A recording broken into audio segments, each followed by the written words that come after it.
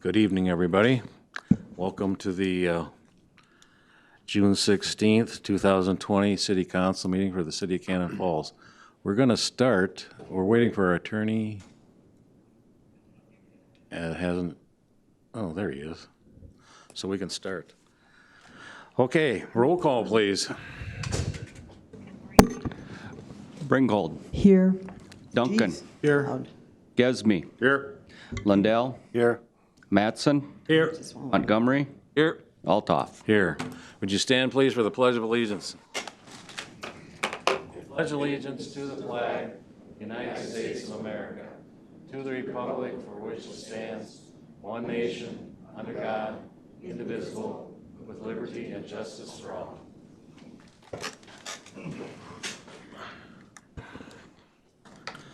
Okay, agenda. Could I have approval for the agenda? So moved. I'll second.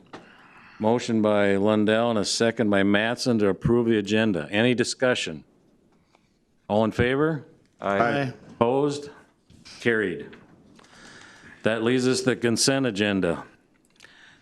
For you at home and in the audience, I'll go through the consent agenda. Consent agenda items may be adopted under one motion as presented or may be removed for discussion and resolution as council business. Item A, just and collect claims for the accounting period ending June 12th, 2020. Item B, minute meetings for the June 2nd, 2020 City Council meeting. Item C, approval of the 2020 striping quote. Item D, approval of the West Side Playground equipment. And item E, resolution 2484, accepting a donation from Dale and Beverly Bowers for $50 in memory of Dick Dalton. Is there anything the council would like to pull down?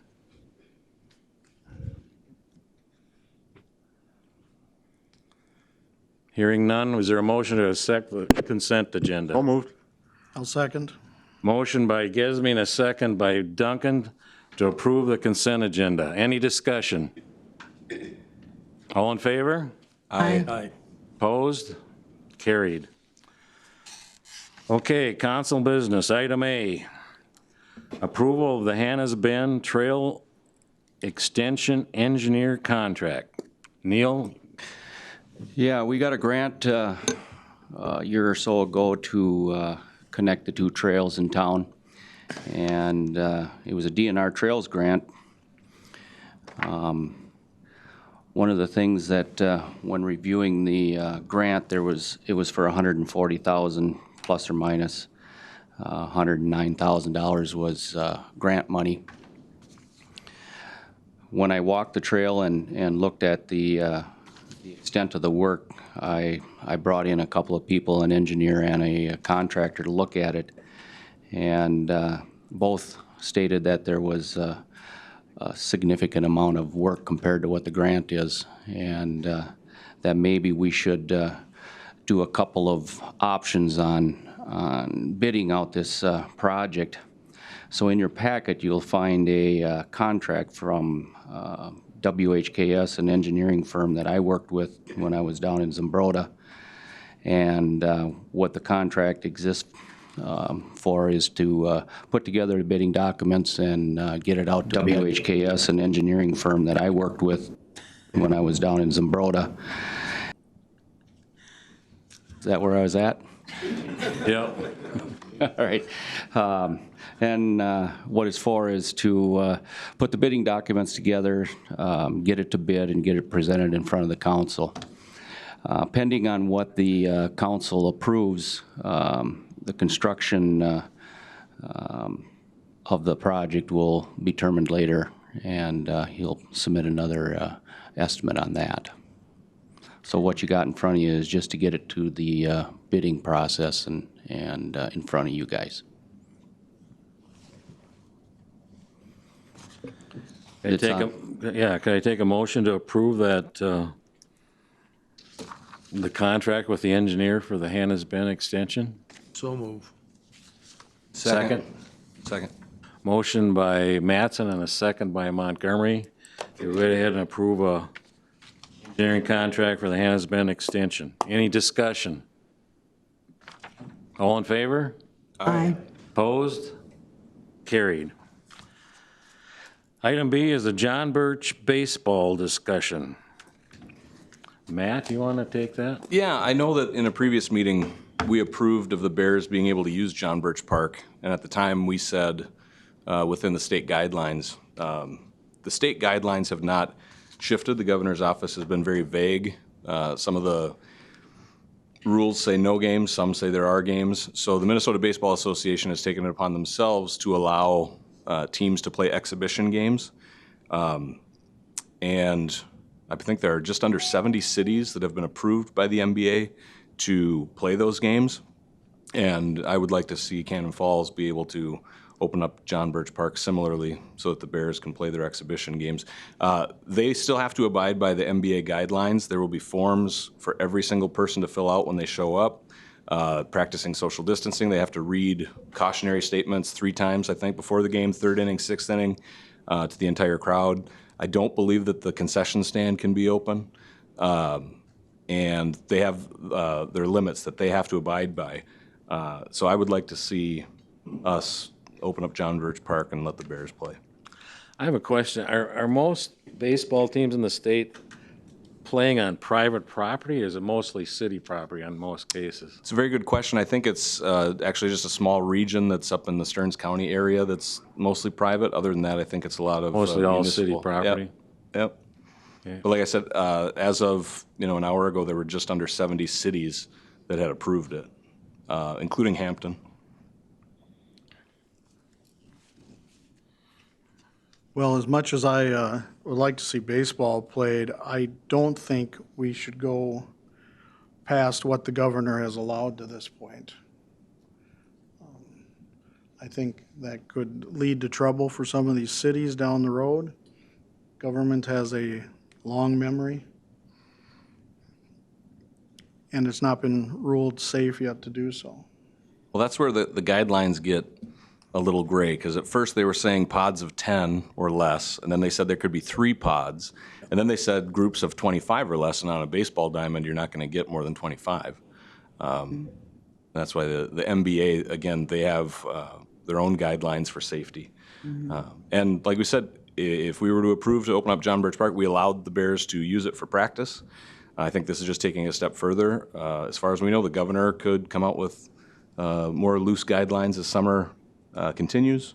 Who knows? But they've already lost a large percentage of their season. And like I said, the concessions would not be open, so this isn't to try to, this is just to get things back so that they can try to salvage some of their year. Any other comments, council? I think it's a good thing. I think it's a good thing. I do too. I disagree. I think we should wait. If tomorrow the governor says it's okay, then by all means, but until then, we should not. I think we've already taken the pool away. I think we should give everybody a little bit of flexibility, and maybe they can govern themselves a little bit. I think if it were an indoor activity, I'd feel different. But, I mean, the wisdom right now is that outdoors, Right. the virus just dispels. I'm not going to worry about it if And- there are 70 other cities doing it. Now, Matt, will this be just the Bears, or what about, I don't know if there's a Legion this year? That's a very good I know Bucky question. No talked about- Legion. When I had put this on, when I asked Neil to put this on the agenda, it was just in respect to the Bears. I know Bucky Lindo had reached out and was asking if we would also address the 16 and under team. Quite honestly, I'm not sure what the goal would be for that. However, Bucky did say he would like us to have the permission that they use it when the governor changes it for the 16 and under. So what we're addressing right here would simply be for the Bears. Okay.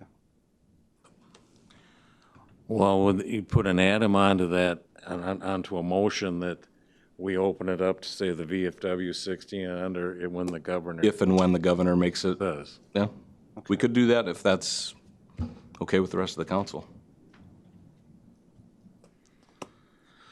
Do I have a motion out there? I'll make a motion. I'll second. And that's to open it up to the Bears So they can play their exhibition games under the MBA guidelines. Well, you want to put in there too, if the And the- governor opens it up, that the VFW 16 and under can play too. Yes, sir. Okay? There's a motion by Montgomery and a second by Gesme. Is there any other discussion? All in favor? Aye. Opposed? Aye. Passes 5-1. Okay, item C, Resolution 2483, approve a conditional use permit for John Anderson. Neil, you want to take that? John Anderson came in to apply for a conditional use permit to put for from 16 feet to 24 feet for their height variations. And he's planning on putting a garage in the back alley of his property. He's meeting the lot line setbacks, and it went through Planning Commission, and it unanimously was approved, and now it sits in front of the City Council. So it's a variance from 16 feet to 24 feet. You've seen it in your packets. The Planning Commission approved it. Do I have a motion? I'll make a motion to accept it. Now a second. Motion by Bringold and a second by Duncan to approve Resolution 2483, conditional use permit for John Anderson. Any discussion? All in favor? Aye. Opposed? Carried. Item D, Resolution 2485, conditional use permit for the Valley View Recovery Center. Neil. Valley View Recovery Center applied for a conditional use permit. It went through the Planning Commission on June 8th. They made a motion on a 3-to-1 vote to approve the conditional use permit contingent upon them supplying a few permit. They got to have some permits and the paperwork for that. They weren't approved, but until they own the property, but they did have some of that stuff done. In your package, you'll have many items. You didn't get a hard copy of, but it did come by electronic format, and it's to put together a 54-bed treatment center out on the Saratoga Inn property. And it's in a B2 district, and you can put, it's kind of a hospital setting, so under hospitals, it does have to be a conditional use permit, but it is permitted under the B2.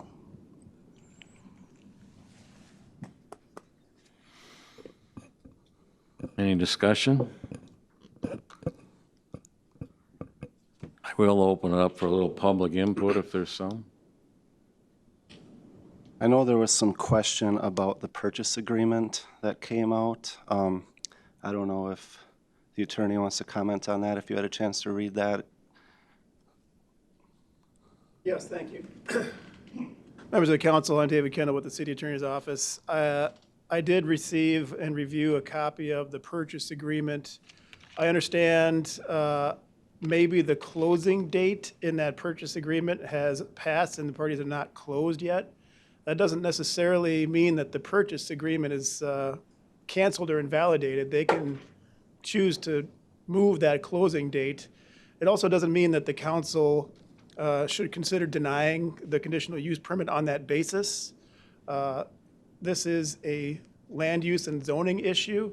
There's no, I read the record from the Planning Commission. I understand the current owner of the property appeared at the Planning Commission hearing, was in favor of the conditional use permit, is hoping to sell to these folks and close out or complete the purchase agreement. Hi, Mike. So, Hello. Not me this time. all right. So there's no evidence that the applicants are proceeding without the knowledge and without the consent of the current owner. So in my reading, that is not, the fact that the purchase has not closed yet is not a basis to deny the conditional use permit.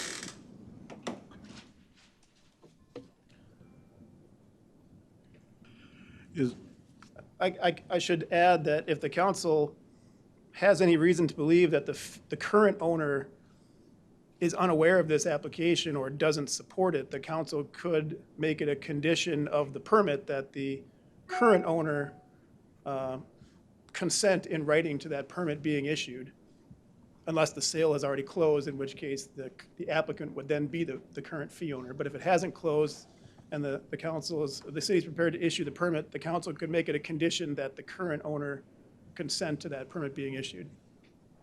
But my understanding of the public record is that the current owner is is aware of it, is in favor of the application.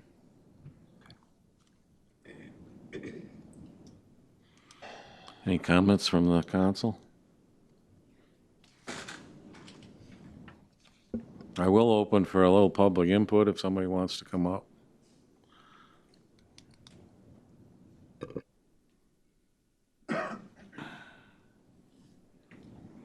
Thank you, John. And Dick Peterson from 31659 Willow Trail. I just want to make clear that with a conditional use, you have three choices. I mean, you can say yes, you can say no, but you can say yes with conditions. And I think that's really important in this situation. Clearly, it bothers me that this was not gone about in the right way. In fact, they didn't even want to come to the city. This was a last minute situation where you guys even knew about this was going to happen. I think they were going to do it and ask forgiveness later. So that's my first red flag. The second one is that they do run some other facilities which have had some violations, but they're much, much smaller facilities than this one. 54 beds is a huge leap. So personally, I would ask one of the conditions I would say would be really important is to limit those number of beds and make them prove that they can run it efficiently. I don't know what that right number is or for how long, but if you give up that ability, you have no control whatsoever over what happens after that. So that's the whole idea of a conditional use permit for any type of a structure. The conditions are up to you. Thanks a lot. Thank you, Dick. Anybody else that would? Mr. Lucking? Thank you, Mr. Altoff. Can I hand these out to everybody? Would that be all right?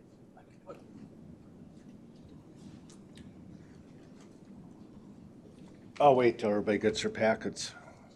I ran the copy machine out of paper and ink today.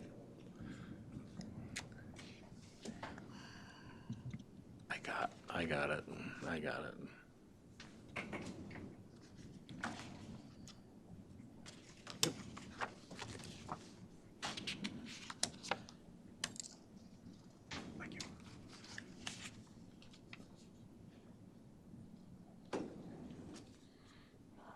I'm Jack Lucking, 31815 Willow Trail, Cannon Falls. I'll start out tonight just by saying that I'm really hurt. None of my neighbors or I knew about this until a friend of mine told me probably a week ago, 6 days ago. I know I'm not a Cannon Falls resident, but I grew up in this town. I've had the same P.O. box for 62 years. I support Cannon Falls. I shop downtown, support all the businesses downtown. My wife and I gave money to the Mayo Hospital, so we'd have a nice hospital in this town. For many years, when I worked for Walzer, I promoted this town on CCO radio with Dave Lee every morning, a lot. I promoted Cannon Falls.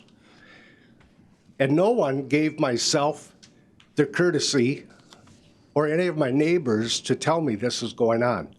And it's right in our neighborhood where we have children. We have elderly people like myself.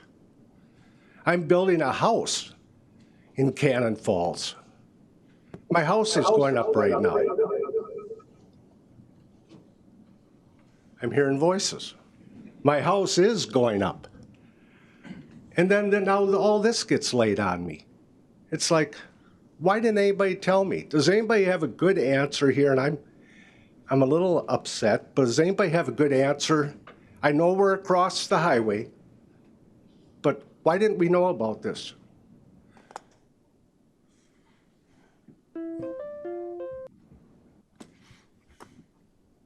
So anyway, enough on that. I'm gonna get real personal here and tell you I know all about treatment centers.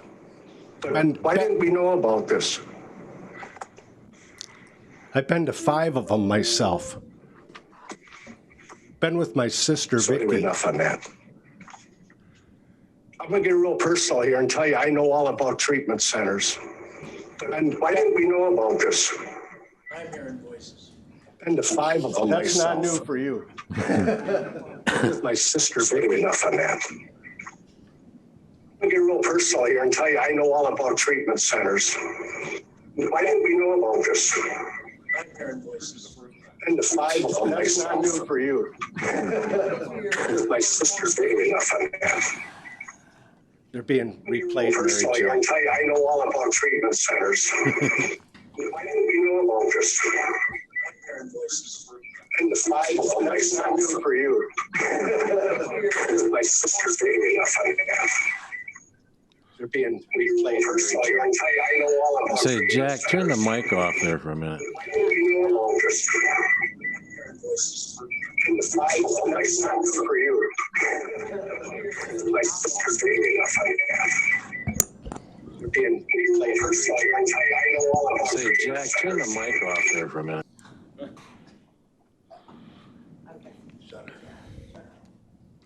Everybody hear me? Yep.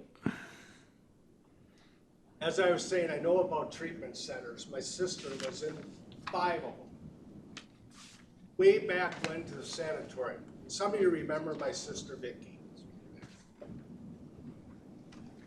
She was at the sanatorium. I know all about it. I used to go down there and sing for the people every Tuesday night. I would entertain them. Sundays, I would go to the sanatorium.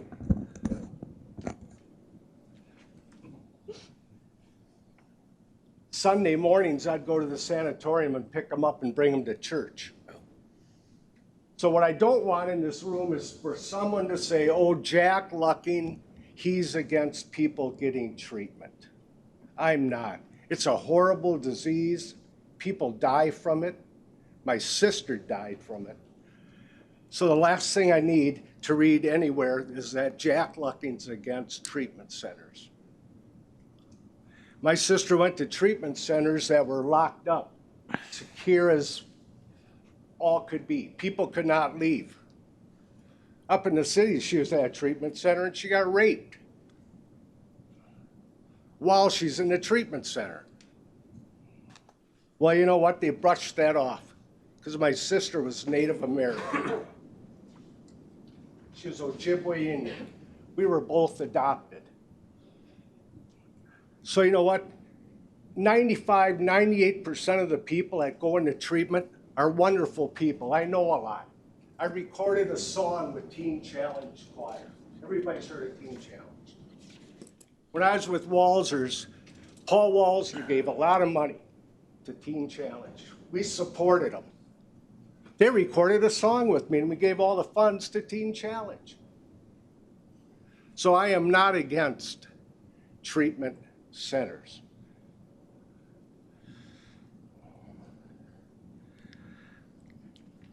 This facility needs a conditional use permit, correct?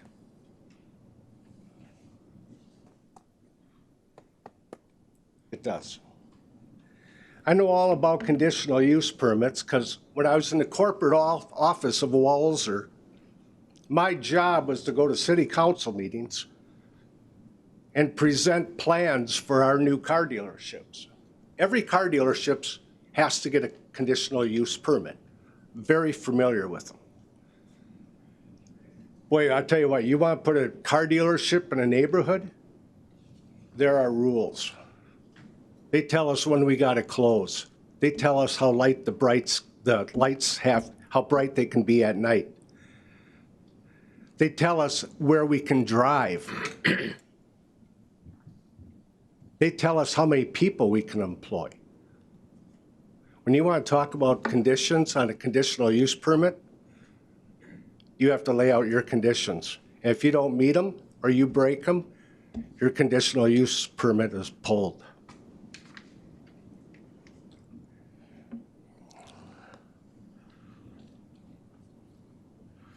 I have a few questions.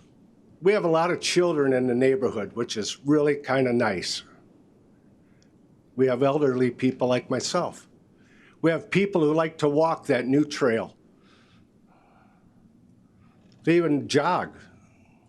I wish we would mow out there. That'd be nice. Stop a little fawn from being killed. But we have people who walk out there, ride bikes, do all kinds of things. I have a big question. What is this facility going to do for safety? I'd like to hear that question tonight before I leave. I'd like that answered. What are you going to do for safety? What are you going to do to protect the patients that are in that facility? Those people need to be protected. My sister had mental health issues, along with being addicted to everything you could be addicted on.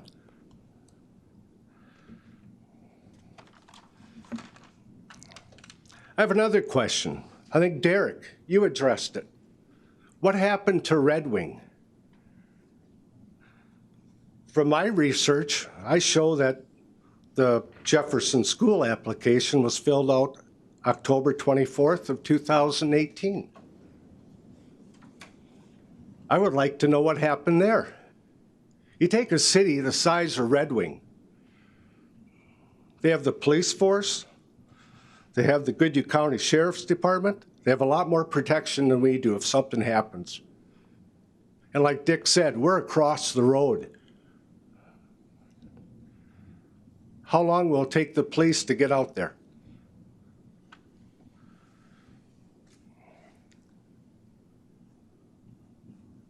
I would like to hear about their other treatment centers. Derek, you did your research. They had problems with the state of Minnesota. I'd like to know what that was. I think that's all public knowledge that everybody in this room should know about. They own several of them, Rochester, Winona. I don't know if there's one in Red Wing or not. I was looking on the website. And while I was on the website, I noticed that ours is darn near open. This facility out here, if you guys and gals don't know, it's a sprawling facility. Even have a therapy pool. I don't know if you knew that. They have a therapy pool. Is that pool operational? I know for years I would drive by that eyesore and there was the roof laying in on the pool. And then people wonder why the place ain't renting rooms. You have to invest in a business and have a nice place and people will come. I know that. And does the roof, I've heard from some of my friends that the roof doesn't meet code that's over the pool. Does anybody know about that? Has that been inspected by the state of Minnesota? Goodhue County, has an engineer looked at it? Before you put patients in the pool, let's make sure it's safe in the wintertime when we got snow. Another thing we have out there is guided trails. This facility has guided trails, a serene setting. I don't know how much land you own, but I think the Peterson family owns the woods that abuts the blacktop, and the property to the north of them is owned by someone else. So we have a blacktop lot, old dungy rooms.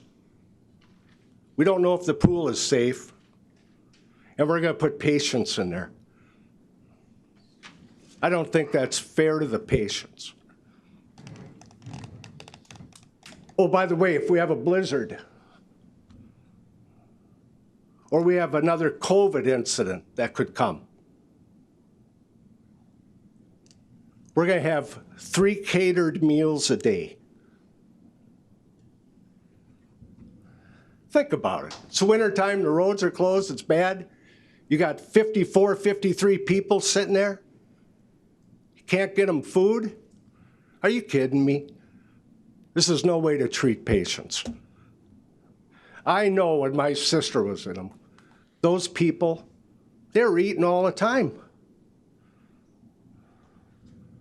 They'd get together at night, sit in the kitchen area, and eat. The sanatorium, when that treatment center was open, people would go in the kitchen and help cook. I don't know if that's allowed now, but that was wonderful therapy. They'd cook a meal together. Have the rooms been fixed up? I don't know if you all remember, but about 3 years ago, I had CCO Radio come down here and we did the Cannon Falls promotion. We broadcasted from the bakery. My friends from CCO Radio said, "Hey, where should we stay, Jack?" I said, "Hey, we got a hotel in town. Where do you think we are?" I said, "Go out there and stay. It's called the Saratoga." I said, "How was your stay?" I said, "We'll never stay there again."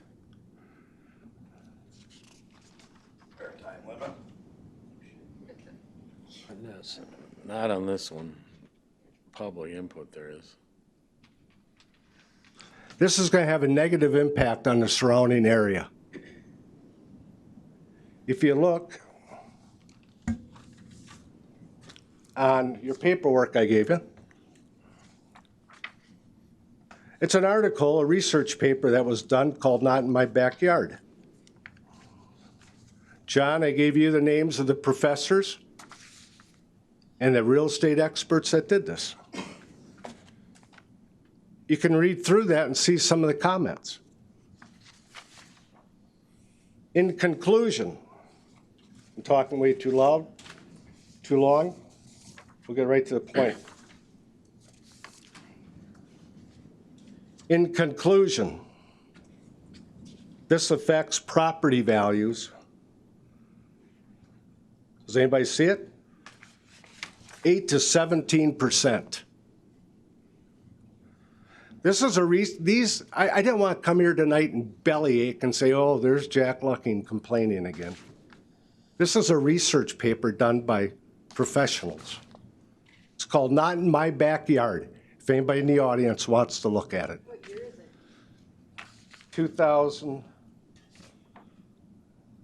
2019, I think, 2018. It's called Not in My Backyard. It's right on the website. It's a very good read. But places close to treatment centers, property values, 8 to 17% less. Now, I don't want to speak for Dick Peterson or John Peterson over there. I have no idea what the turkey farm is worth.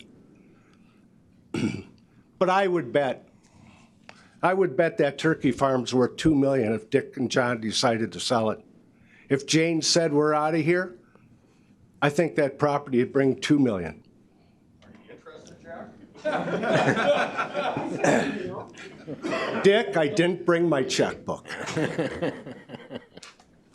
But say it's $1 million, 1.5.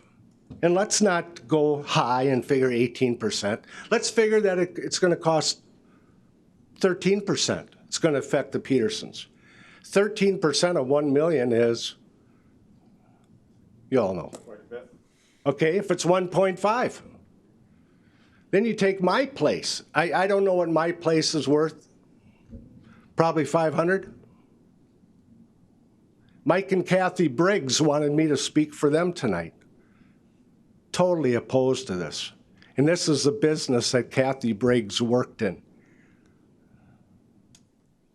She said it's not the right area. It's not the right building.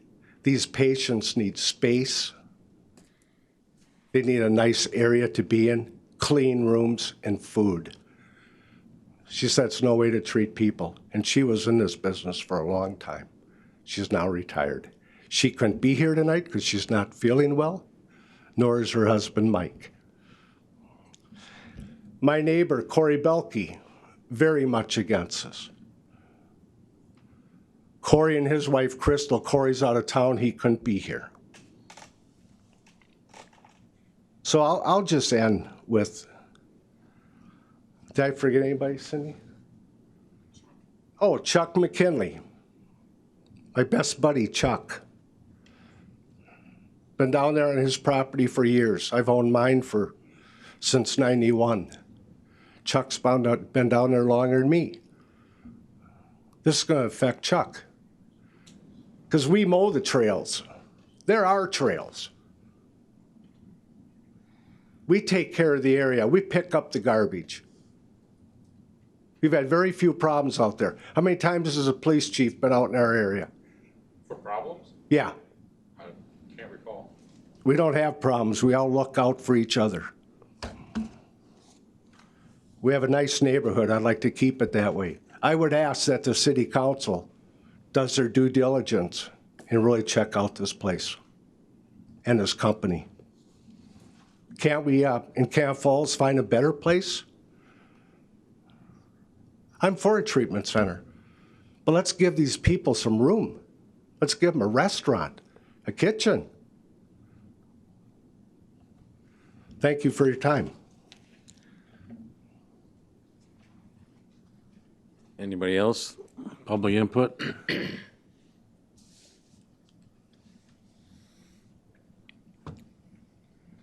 Babe O'Gorman, Cannon Falls. I happen to have been to a few treatment facilities in my lifetime, a long time ago, but I was a tough nut to crack. I was there to several of them. I sent you all an email today. What behooves me is, if you're going to run a facility like this, and I've been in several of them, you better have your ducks in a row, and you better know what you're doing, because you're dealing with drug addicts and alcoholics. And they're all con artists, every one of them. They know the ins and outs and every loophole you can imagine, and then some. So if you're going to run a facility like that, and Derek, you brought up a couple dozen instances at the Planning Commission, and it got poo-pooed. Like, well, it's just paperwork. Well, I got paperwork here too, and I sent it to y'all. I got a purchase agreement. Okay? I find it very odd that this purchase agreement on page 4 says acceptance deadline. 11:59 p.m. on January 6th, 2019.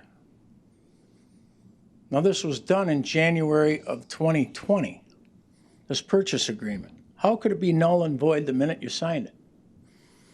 And how can you run a treatment facility if you can't handle a simple purchase agreement? And can't we read? It's right here. I sent it to you all. I believe this is accurate. I mean, this is what they're going off of.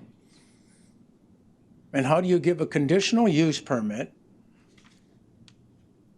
to somebody that can't put together a purchase agreement that's valid? So they don't own the property. So John, am I coming up to your house and have a conditional use permit put on your property? I don't think so. That isn't how it works. So get your paperwork in order. And if you can't keep your paperwork in order, then you certainly can't deal with drug addicts and alcoholics. I can assure you of that. So it's very simple. Get it together. And wait until they've got it together and it's straight and it's accurate. Every item. And believe me, I'm in favor of treatment facilities. I don't know if that's the right spot. Depends upon who's running it and how they're running it. But by the looks of this paperwork, it doesn't look like they're capable of doing that. Thank you. Anybody else? Cindy Lucking, 31815 Willow Trail. As a grandmother, I just have to say I'm strongly opposed to this. It's not the right area. There's just too many young families out there with young children, and you may be voting on this, but we're the ones that are gonna see it and hear it and be exposed to who knows what, and it's wrong. Thank you.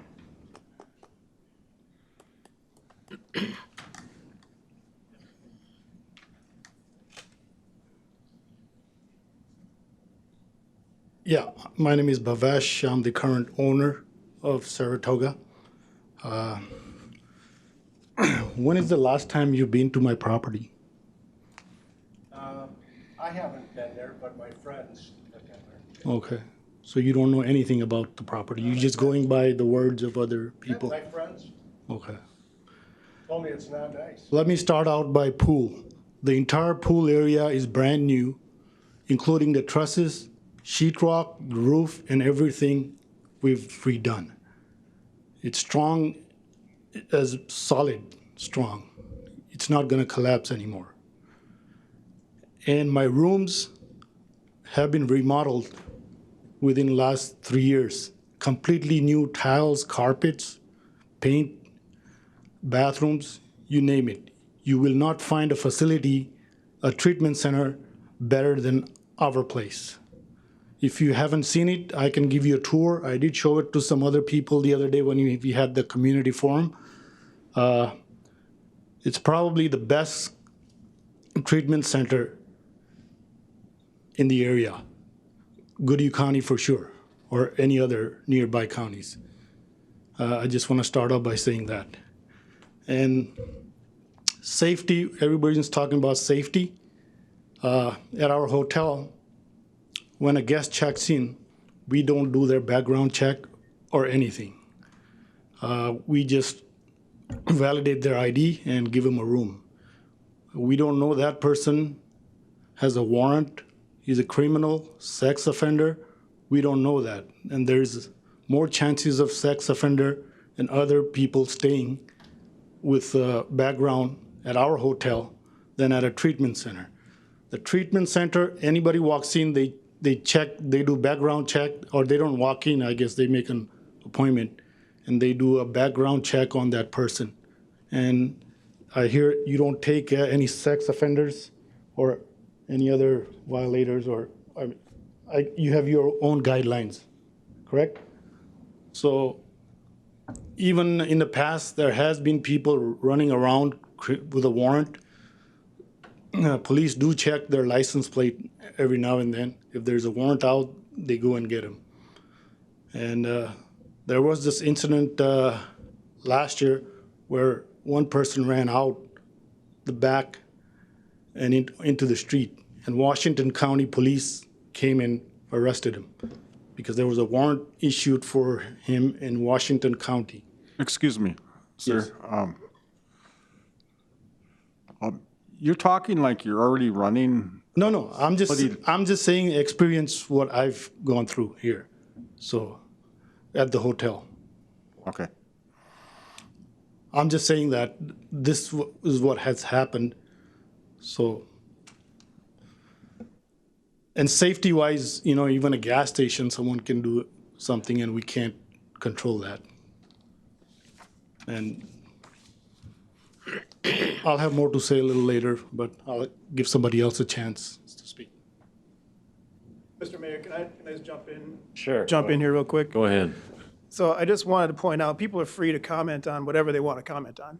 But I just wanted to point out to the council that the scope of this inquiry tonight is kind of a zoning and land use kind of issue. My understanding is the state of Minnesota will be in charge of inspecting and licensing this facility. And you can make it a condition of the conditional use permit that this facility, if you grant the permit, must comply with all state licensing requirements. And if they don't, then you can revoke the permit. But the city at this point is not engaged in a licensing review of this facility. That'll be done by the state of Minnesota. So this is really the question before the council is, does this fit with the zoning code? Does the land use fit with the zoning code? And people can comment and the council can discuss, issues about licensing and whether patients will be comfortable there and those sorts of issues. But that is not actually what the council is supposed to be deciding at this point. I just wanted to clarify that. Can I speak again, John? Okay, go ahead. Just page number 3 of the handout I gave you. This is right from Goodhue County Legal Department. Whether it may potentially have a negative impact on the surrounding area. If the proposed use is necessary or desirable to the property. Whether it may potentially have a negative impact on the surrounding area. I think I gave you the paperwork that shows the negative impact it will have on our neighborhood.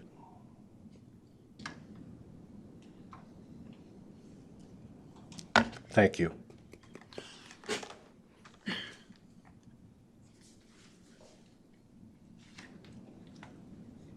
Cheryl Bauer, 31913 64th Avenue. I just wanted to make a comment about the not in my neighborhood kind of thing that's being addressed here tonight.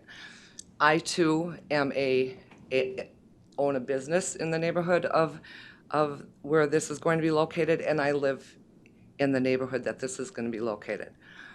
I don't live in fear of a facility like this, and if nothing else, if I haven't learned something through all this COVID stuff, what I have learned is when so many of our businesses throughout the state have had to be shut down because they were non-essential businesses, but our liquor stores all had to remain open as essential businesses because we have so many people dependent enough upon alcohol that we could not inundate our hospital services. It opened my eyes up that we are in need of a business like this. And we may say, not in my neighborhood, but if not in mine, where? I mean, if we are this inundated with this kind of a problem, I absolutely want this business to run with guidelines and with restrictions and to be following whatever rules the state of Minnesota puts in place. But these people that are already needing to get their alcohol are already our neighbors, maybe live next door to us, maybe live across the street from us, or maybe even live under our roof. But it's obvious that these people are out there and they need this service. And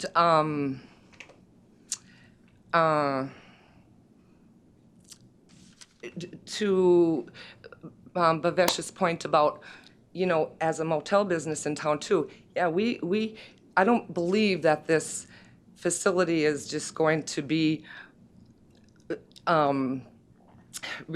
parole releases or whatever. I think it's going to be the me, the you, the neighbor, the whatever that really needs this help. So I don't want to have that fear, and I want to hope that they have the guidelines in place for that. But I know coming through the police, like he said, when people come through this town, we don't know who they are, and they do land here. Believe me, they do land in Cannon Falls.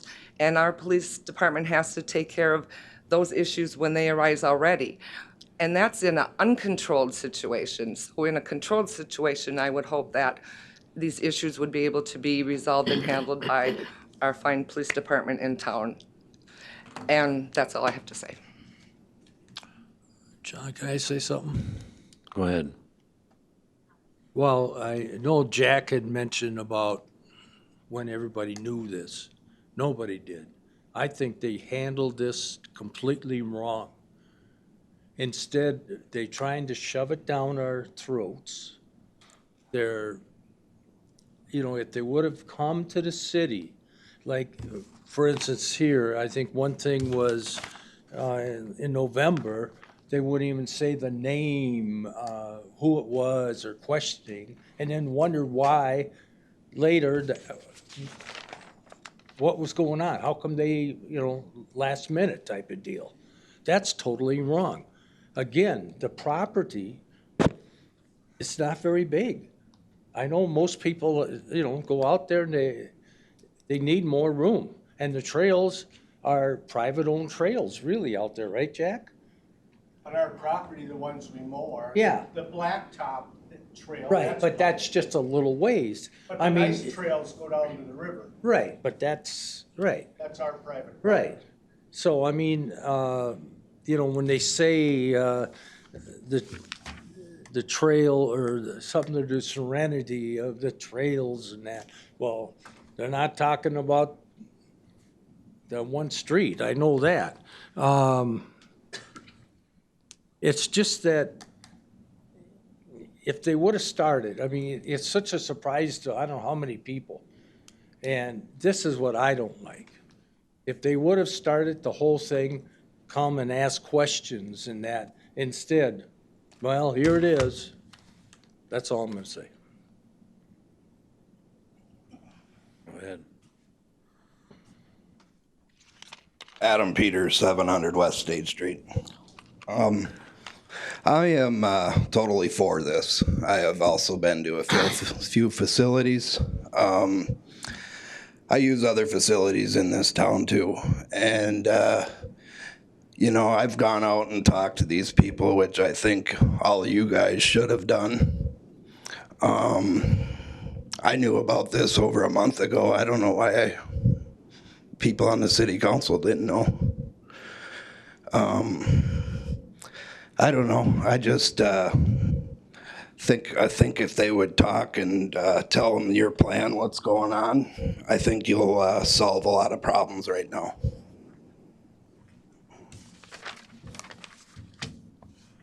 Hi, I'm Jacob McGuire, CEO of Valley View. Let me give a little bit of history on some of the facilities I own, where they are, some of the zoning processes I've been through, and then the zoning process of what I've been through in this city. So I own Common Ground Recovery Housing. It's a 20-bed, medium and low intensity step-down facility to reintegrate 20 males back into society. That's in Winona County, Winona City. That town has sororities and fraternities scattered all over the town. The whole city is zoned for a building like that. It's a 3-story tall, 1901 Victorian home that I spent months and months through renovations, getting through licensing, wrapping up in licensing. I learned my lesson not to buy a 1901 Victorian home to do treatment in. Anyhow, so the whole city is permitted, just strictly permitted. And it happened just like dealing with Cannon Falls. Doing zoning through Winona, I called them on the phone. They didn't ask for a business plan. They said, you're permitted. Explained what use I was going to be using in the property. They didn't ask for a business plan. I called them another few weeks. Okay, I'm going to start doing this. They never asked for a business plan. And they said, stay in contact. The only staying in contact was through building codes and stuff like that. So when I went to Red Wing to try to expand a business in Red Wing, I started off with an old school, Jefferson School. That was part of an RFP process, a request for proposal. So there I learned how important the conditional use permit is for the community and the business alike. I prepared for the conditional use permit for that, even knowing that I was up against 3 or 4 other proposals. The other proposals were, I can't remember one of them, I think it was like a daycare center. The building was like 40,000 square feet. It was as big as the hotel is. It's huge. So that one didn't get picked. They dropped out. And then there was another plan. It was like a 20 apartment complex, and that he ended up getting selected. That's as far as and it was in the middle of a residential area. So I understand why some people don't want this right smack dab where a school would be, around with 100 houses directly around it, just a couple blocks away, you know, high population density. So I've also tried, so I do know how important contacting the zoning department is and getting a business plan ready, and I do have a business plan ready. That's why a bank will give me money to purchase this property. And arguably, usually you don't talk publicly about a business sale unless you're needing to go through a conditional use permit, which I was never told that I had to do that through Cannon Falls zoning. So I contacted zoning in November, December, and January. I contacted them month after month after month. And I believe right from the very beginning, they started in with the city attorney. I gave him my business use over the phone. I don't remember being asked for a business plan. I was told I was permitted under office clinical. I've never used the word office clinical. I've never used the word clinic ever before in my life to describe my business. I've been trying to put this business together for 2 years. I fully understand it is I've had the corporate documents, articles of incorporation created for close to 2 years now. I've known the whole time that it's a residential substance use treatment facility. I've also had the name. So it's not like I withheld a name from anyone. It's not like I withheld a business plan. If I was requested a business plan and asked to go through conditional use, I was 5 days away from closing on this property after 9 months, since November, close to 9 months. 3 of those months dealing with Cannon Falls zoning. Before I ever did anything, before I ever even signed a purchase agreement, I got multiple verbal, you are permitted to operate. And I'm not saying that there wasn't a miscommunication, but I'm not trying to deceptively run a treatment center down someone, because if I open up and I do not go through the correct processes, my penalty from the state, my state license would get, the penalty for not going through the correct processes through zoning is to get your license pulled. So I would end up with a large debt hanging over my head with absolutely no possible way to pay it off. So I've known this from the very beginning. Zoning was the first people I contacted, the second people I contacted, and the third people I contacted month after month after month before even signing a purchase agreement. So if I was told that I had to go through a conditional use permit a long time ago, I much rather would have done that than and held public forums, done public hearings and stuff like this. I've done this before. I'm not scared to go out and do this. But the thing is, you had somebody else call. You never yourself called. And when it started, it says here, they received a message about zoning question. And it went on, never even said just a first name, and that was it. And discussed a bunch of stuff. And never, let's see, the company name and business plan at that time, let's see, requested was made by zoning verification form of letter, zoning confirmation from the city. Never set that out because no one asked for it. Yes, so I was told I was permitted 3 times verbally. No, she said no. And this is the thing that I don't understand. So verbally, I was told 3 times. I'm like, usually I would need And who did you talk to? Diane Howard. And this is from her. Okay. And she keeps great notes. Okay, I'm not trying to say that she doesn't have great notes, but after 3 times being told that I was permitted, I asked for it in writing because I was like, this is not usually the way it goes. You know, but I do also have the history of operating one of these businesses that I don't need a conditional use permit. I'm strictly permitted, and the city doesn't hand you a license to operate when you're permitted. They don't need anything further from you other than to abide by all the state guidelines. As I understand, part of the, I don't know if you want to call it a miscommunication, was that originally it was, you are permitted in that zone for a hospital clinic type setting, but Correct. you are not for an inpatient Correct. setting. Now, everybody can cast aspersions on who did what to whom. I don't know if that matters at this point. Mr. Kendall has made it very clear that this is just a zoning and land use question of which they're qualified for. The Planning Commission, we asked for a lot of paperwork. They sent us a lot of paperwork, and it appears, by and large, everything was in order. The state is in charge of regulating them. And to address the condition of the Saratoga, Friday I was at their little meet and greet out there. Matt was also there. I wish my house was as nice as those rooms. they've done a very good job of turning that facility into a very nice place. And I'm speaking about the owners of the Saratoga. I wouldn't be purchasing this property if it was dilapidated. One of the reasons for opening a facility like this is to give people ample space. You could fit, by minimum standards, by the state standards, you could fit 99 clients in the 25 bedrooms I'm going to be using. So 54 clients, 25 bedrooms, that's 2 people per room. These are 400 and some, all you need is 60, 70 square feet. You go into some of these facilities, there's 3, 4, 5 people in a small room on cot-sized beds. I would not want to be at those facilities, and I would not want to stick someone in a facility like that. I'm not trying to open a facility here. The biggest reason why facilities fail is because people are not comfortable in treatment, they're not close to their family, and there's not enough staff running them. And then there are these large nationwide corporations that just pack as many people into the beds as possible without the staff to take care of them.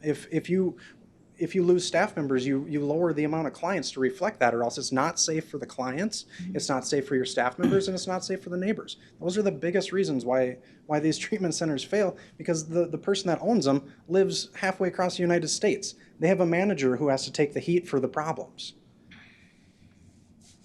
I don't. I live right here, and I like opening a center that is in an area that is completely underserved, that these big corporations don't really seem to really care about.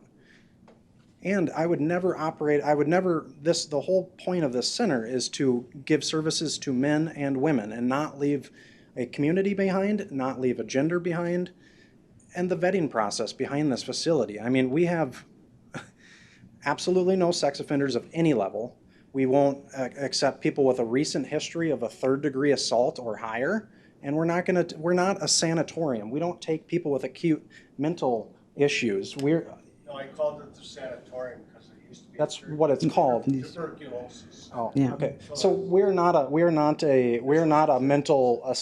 state mental hospital like people from that generation. Like my dad would always say, his mom worked at the state mental hospital. We are not taking patients like that. This is a primary focus of substance use disorder with, who here knows people with depression, anxiety, traumas in their life. These are the kind of people that we're taking. It's not these monsters.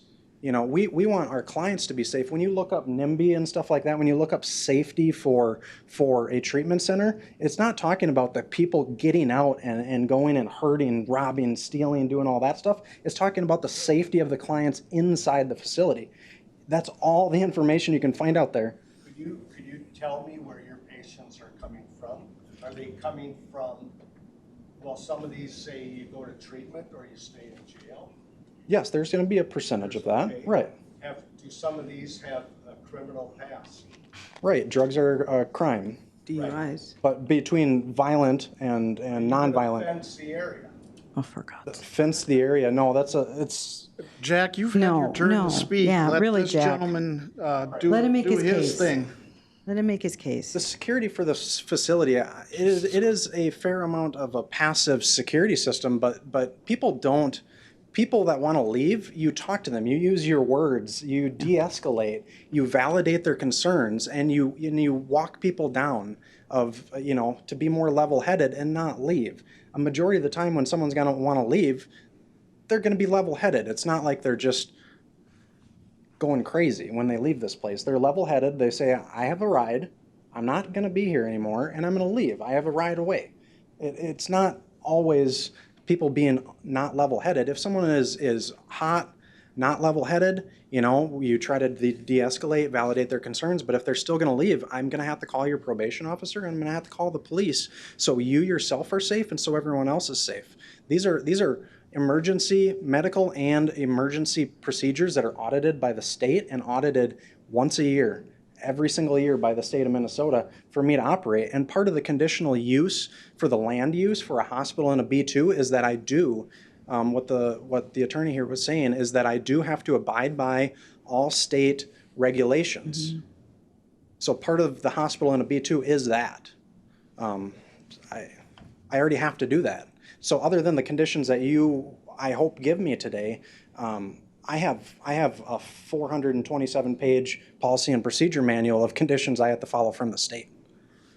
And I've made it all the way through that because I thought that I was told I was permitted. It might have been a miscommunication because I am associated with other outpatient places. So after 3 months of dealing with, you know, it was a simple miscommunication at worst. I was not trying to like deceive the city. I do own a facility that does not need a conditional use to operate. I'm strictly permitted. Not every city is exactly the same. I'm called there, I'm called a halfway house. Here I'm called a hospital. You know, Red Wing, I'm called something different. It was at worst a miscommunication between me and the zoning technician.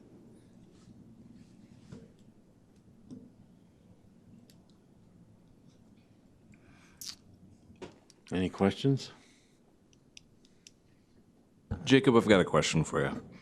Some of the literature that we were shared with before the planning and zoning meeting was letters of recommendation from people in Red Wing, including the district county judge. You went through the work to share the support through Red Wing. How come you didn't go through those same paces to show support here in Cannon Falls? Because through Red Wing, I have to get a statement of need, it's called, to even start to become licensed. It's one of the first steps other than zoning. And I acquired a statement of need through Goodhue County. So Goodhue County in general is knowing that I've been working on this project for close to 2.5 years. You have to prove to Goodhue County why you're able to handle a facility like this, and you have to prove to them on why your 54 number makes sense. So Goodhue County Danes reports every time that a patient is admitted into anywhere around the state, the county of origin where they came from gets those results on where their person went. So I get to see, or anyone that wants to ask for them, you can ask for them from the Danes reporting from the state. But anyhow, you ask for Goodhue County Danes, and it states how many men and women went to residential treatment. So then you can look at between the statewide average and my length of stay divided by these amount of patients. This is how many clients Goodhue County, between, you know, how many beds you need and how many clients for how long that they stay. This is how you know how many patients are the need of the county. So when you say I need 34 male beds and I need 20, those are derived from the need of the county.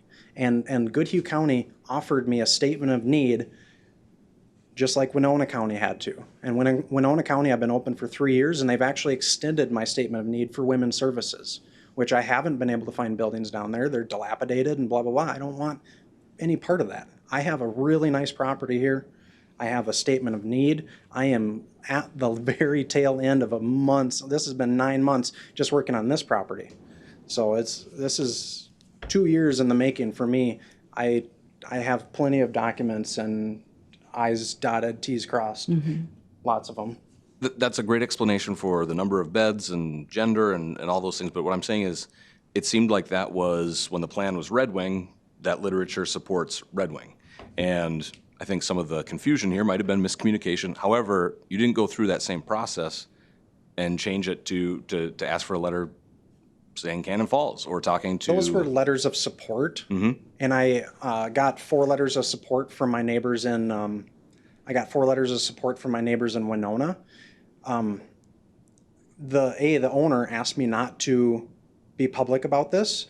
And when we're not talking about a commercial real estate deal publicly, which is arguably most of the time the case, if you don't have to go through conditional use process, I can't talk about it to a whole bunch of people. You know, if I'm hiring staff, I can talk about it to them. You know, so me getting the judge's letter and the Goodhue County Health and Human Services, I felt that those were some of the biggest letters of support that I really need. Other than direct neighbors, which I have a direct neighbor. I have the power sports guys on both sides of me, Moncheval behind me. Most of my direct neighbors are in support of this because they've met me, they've heard my plan, and they're in support. And I did hold a meet and greet to meet more of you this last Friday, and I wish I would have. I think the ones that came out.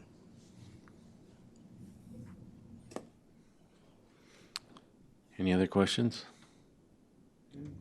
No. Thank you, Jacob. Thank you. Anybody else?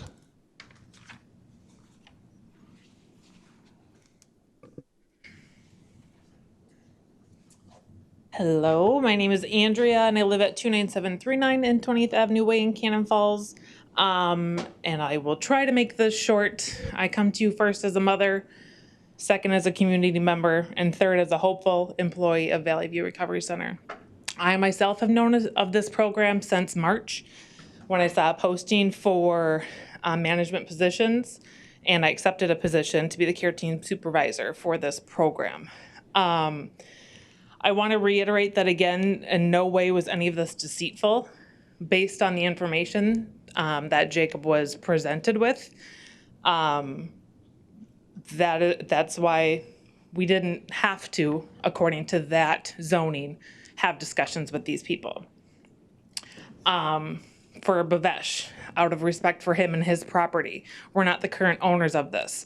So to publicize that could take away from his business and his income. So that's why we did not communicate with them.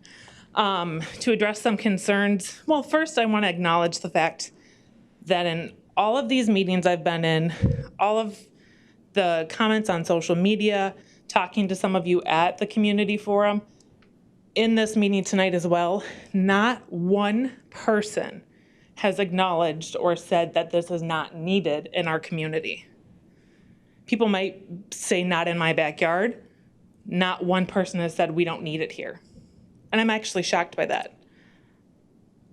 Because it is needed, and I didn't know if that would be the case, if the residents of Cannon Falls would see that, but people do.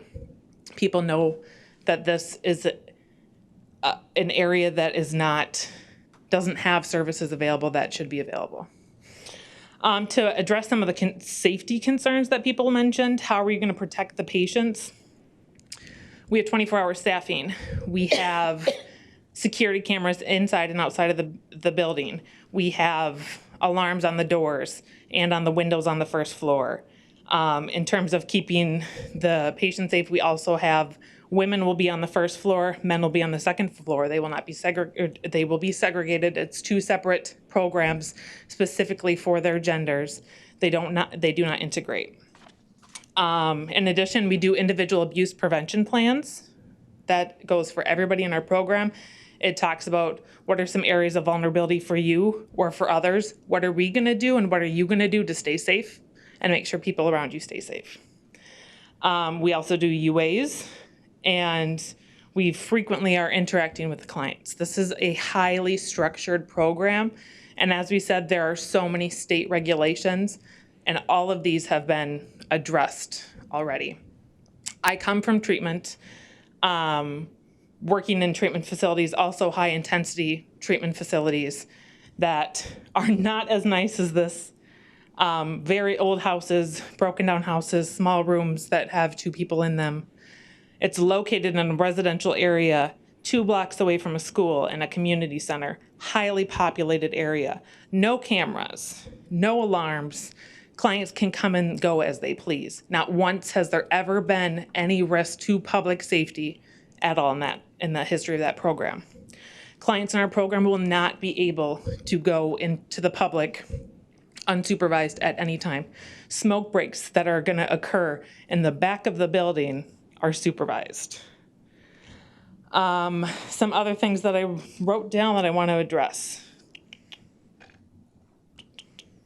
Obviously, we did talk about that there is a statement of need. People also brought up the website. I'm not going to go into big detail about that. Of course, we're going to market our program. And the whole basis of that is to get people that want to come to our program. I think it's serene, especially compared to other treatment programs that I've been in. This is a wonderful location and a beautiful campus. And the more that we can advertise to people of the high caliber that is this program, the more likely people that are coming from the community will, rather than court-ordered things like that. The other thing that's extremely important to highlight, just because someone is referred to our program from jail, from anything else, does not mean that we accept them. We are not ordered by the county, by the state, to accept any one person ever.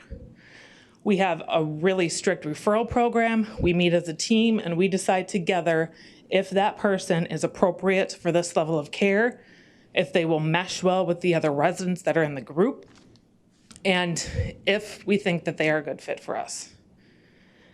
If at any time they're not, we find alternate care for them. Maybe they decide that they no longer need this level of care. Maybe we decide that they need a higher level of care. Maybe they don't want to be in the program anymore. Again, like Jacob said, we have conversations. These are people. These are human beings that deserve a chance, that deserve respect. I see a lot and hear a lot of people making judgments of these people. And again, these are our community members. We make assumptions about who's going to be coming here and the safety of the people around here. What about the safety of the people that are living in homes with alcoholic parents or family members or friends? Those people are at risk. Don't they deserve a chance? Again, we are highly screening the people that come to this program. Anybody can walk into any 3 of the hotels in this area and rent a room. No background checks, no nothing. Just because someone is referred from jail does not mean that we are going to take them. We decide as a team and as professionals who is appropriate to come to our program. People asked, we had some council members, like we said, that came out. We also had some law enforcement that came out and asked questions. The other thing to address, we are not a detox facility. People are not coming to our program under the influence and coming down off of drugs. These are people that are coming from hospitals or from their home, things like that. They're not coming straight off the street, high as a kite, to our program. We are not a detox facility. I think it's really important to acknowledge as well that we're not that big of a town. We really can't support 3 separate hotels. There's a reason that this program is, that Bavesh is trying to sell this program, and it is the perfect location to meet the needs of the clients and one of the most immaculate looking buildings for a treatment center that I've seen. I think it's also, again, important to acknowledge the economic benefits that come from having multiple staff that are working in this program, as well as family and friends that will be visiting our clients from this program. Thank you.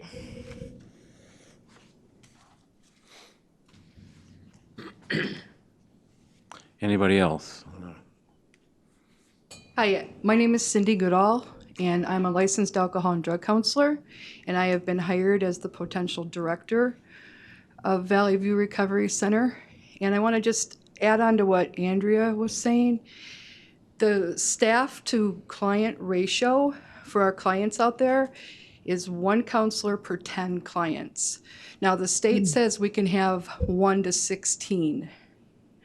We're having 1 to 10. The goal is to have 6 staff members, licensed professionals. I've been in the field since 2006, licensed since 2008. So I've got 12 years of experience. I have directed residential treatment centers, very ethical. I have very high standards, and I would not be standing here right now if I did not think or know, because I've had the experience to interact with Jake and Mattia and their other programs, which are outpatient, except one other residential, who Jacob and Mattia are very active in. These are not programs that are going to be forgotten. They take great, I'm not going to say pride in a negative way, but they really want an ethical program, a safe program. I would not work for them if it wasn't so. I'm just being totally honest with you. I am in recovery myself. I'm an example of what a treatment center can do for a person. I was voluntary. Will we have people from jail? If we choose to let them in our program, we will. We will have 3 professionals, Andrea, the counselor supervisor, and myself, and they are assessed by an assessor before they even get to our door. We get their assessment. We get to look at that before we even interact with the client. And we look for red flags. If there are red flags, we pay attention to them. I've called on red flags. If it doesn't work, I'm sorry, you can't come here. It's not because we don't want to help you, it's because you don't meet our level of care. And what that means is that every person in that program has to be able to participate in a structured environment of 6 hours of clinical supervision, small groups, therapeutic recreation that is by a certified professional, not just, somebody coming in doing jumping jacks. The state makes sure that every one of us is professionally licensed, that will be interacting with the clients. They will be in there from 8 o'clock, 9 o'clock in the morning until 5 o'clock in the afternoon. They will not be out in the community unsupervised. If anybody does decide to leave, we help them leave because we don't want them out and about or in harm to themselves or others. So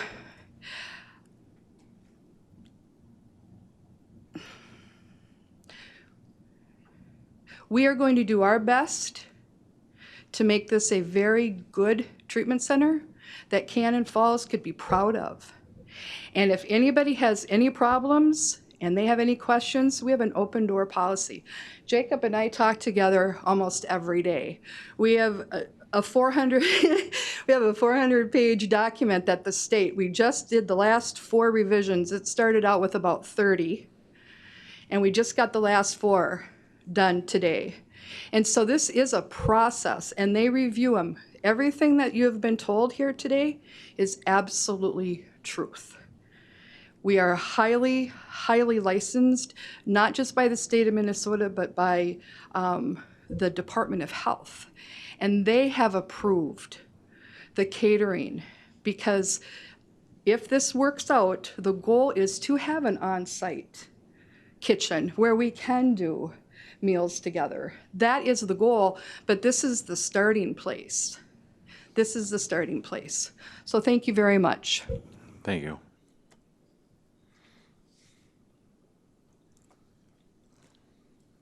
Yeah, Bhavesh again. I just want to say at the max, I would have 4 to 5 employees throughout the year. And this facility, if I'm not wrong, will have 30 employees. 30 employees. So from economic standpoint, it's a benefit. And people are talking about website. I have a similar wording on my website right now, and I've always had that for years. So I don't know what the problem is there. All right, that's all I can think of now. Okay, anybody else? Okay, we're kind of down, and correct me if wrong, David, but we're down to, we have the option of approving the conditional use permit, approving the conditional permit with conditions, disapproving the permit, or if you people want more information, put it down the road to the next meeting. You've got the 4 options. So if that sounds right to you. Are we in discussion now, or do we need a motion before we can discuss? I think we should Have a motion? discuss, I think. We're discussing. Okay, Giving you the options of what to do. Then I'd entertain a motion. right. Okay, well, as long as we're doing a little discussion. I was all set to come here tonight and kind of take that sitting on the fence position and say that I was going to vote yes, but I was going to vote yes because I didn't think we had a good reason to vote no, because they meet the zoning and the land use, as long as they've got all their permits and all that. But you know what? I think I have just boarded the I Love Treatment Centers train.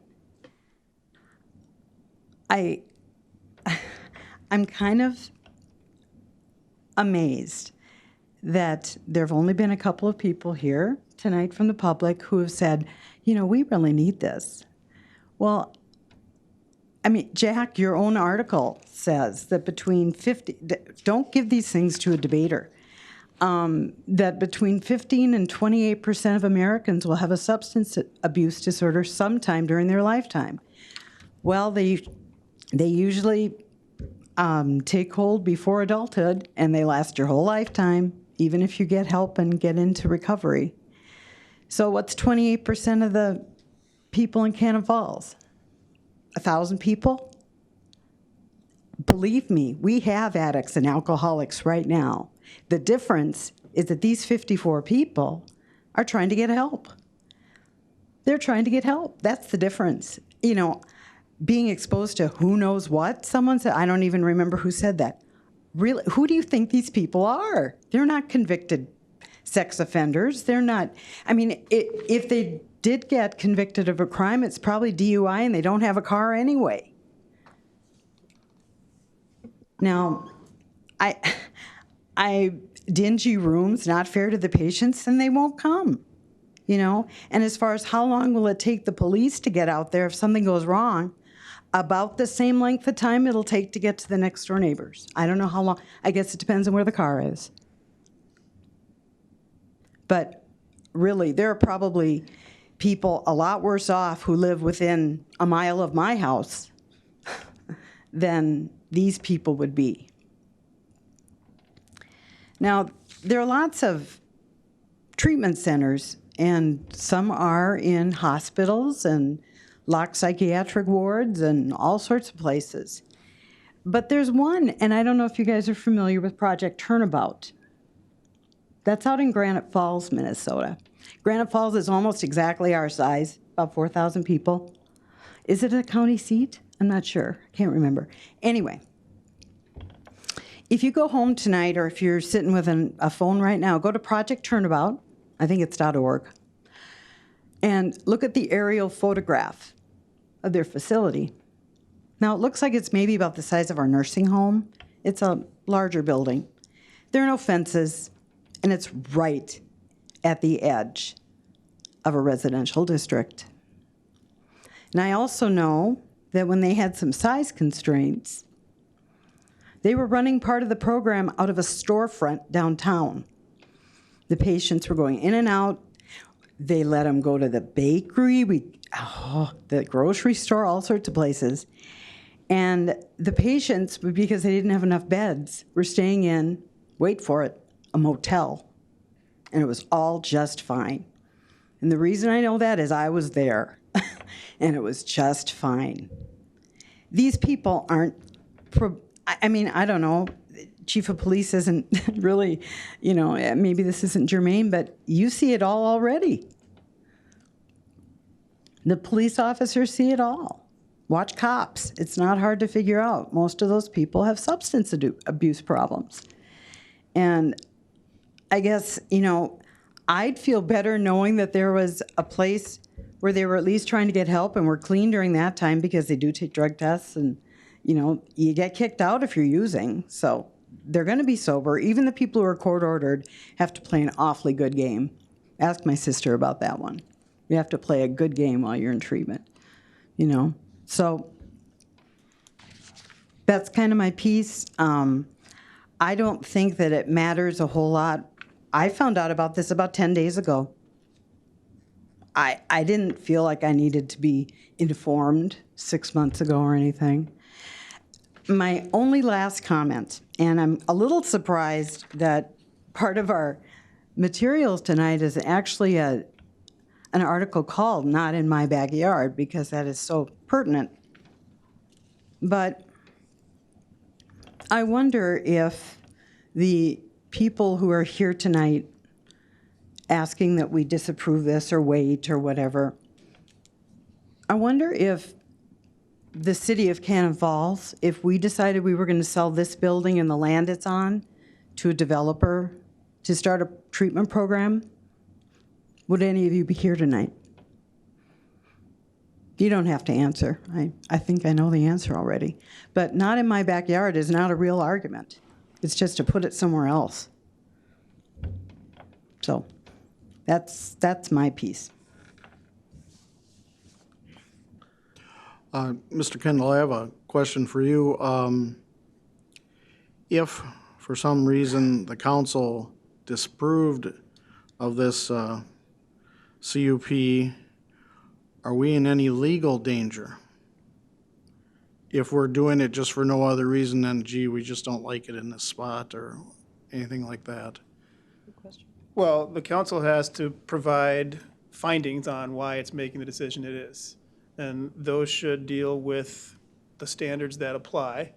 And those types of standards are things like parking, things in the zoning ordinance. So the general criteria that apply are, is it consistent with the comprehensive plan? Does it conform with the ordinance, the zoning ordinance? Will it be accommodated by the existing public services and not overburden capacity? That means like sewer and water. Will the traffic generation by the proposed use be within the capabilities of the streets serving the property? Those are the general conditions the council has to look at.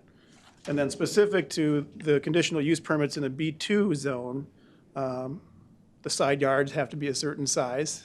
The site has to be served by an arterial or collector street of sufficient capacity to accommodate the traffic, which we anticipate being generated by this use.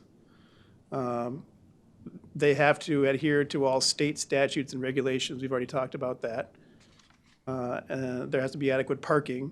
So these are the types of criteria the council has to apply. So whatever decision the council chooses to make, it has to make it based on those, applying those criteria. Okay, in your opinion, do they meet the requirements of all our zoning, land use, et cetera, et cetera? Well, I think the zoning coordinator, if that's her title, has opined that they do. As I recall from reading the staff report, the staff is recommending it on the basis that they do meet the requirements. Now, you can impose whatever additional conditions you think are appropriate, but in the opinion of staff, and in my opinion, they do meet the requirements. Now, if the council disagrees, that's fine, but then the council just has to specify the reasons that it disagrees with that. Okay, thank you. One thing I wanted to talk about, we have a number of people in this town, we see them on the Cannon Forum and other areas that are often saying that Cannon Falls is closed for business. I personally don't agree with that, but that gets out there and then it goes to other communities and people don't want to come here. If we're going to stop a business from operating here, what does that say about Cannon Falls? That's just saying, don't come here. We don't want your kind. And I think that's wrong. I agree with Mary Jo. The NIMBY argument has got to be the stupidest thing I've ever heard of.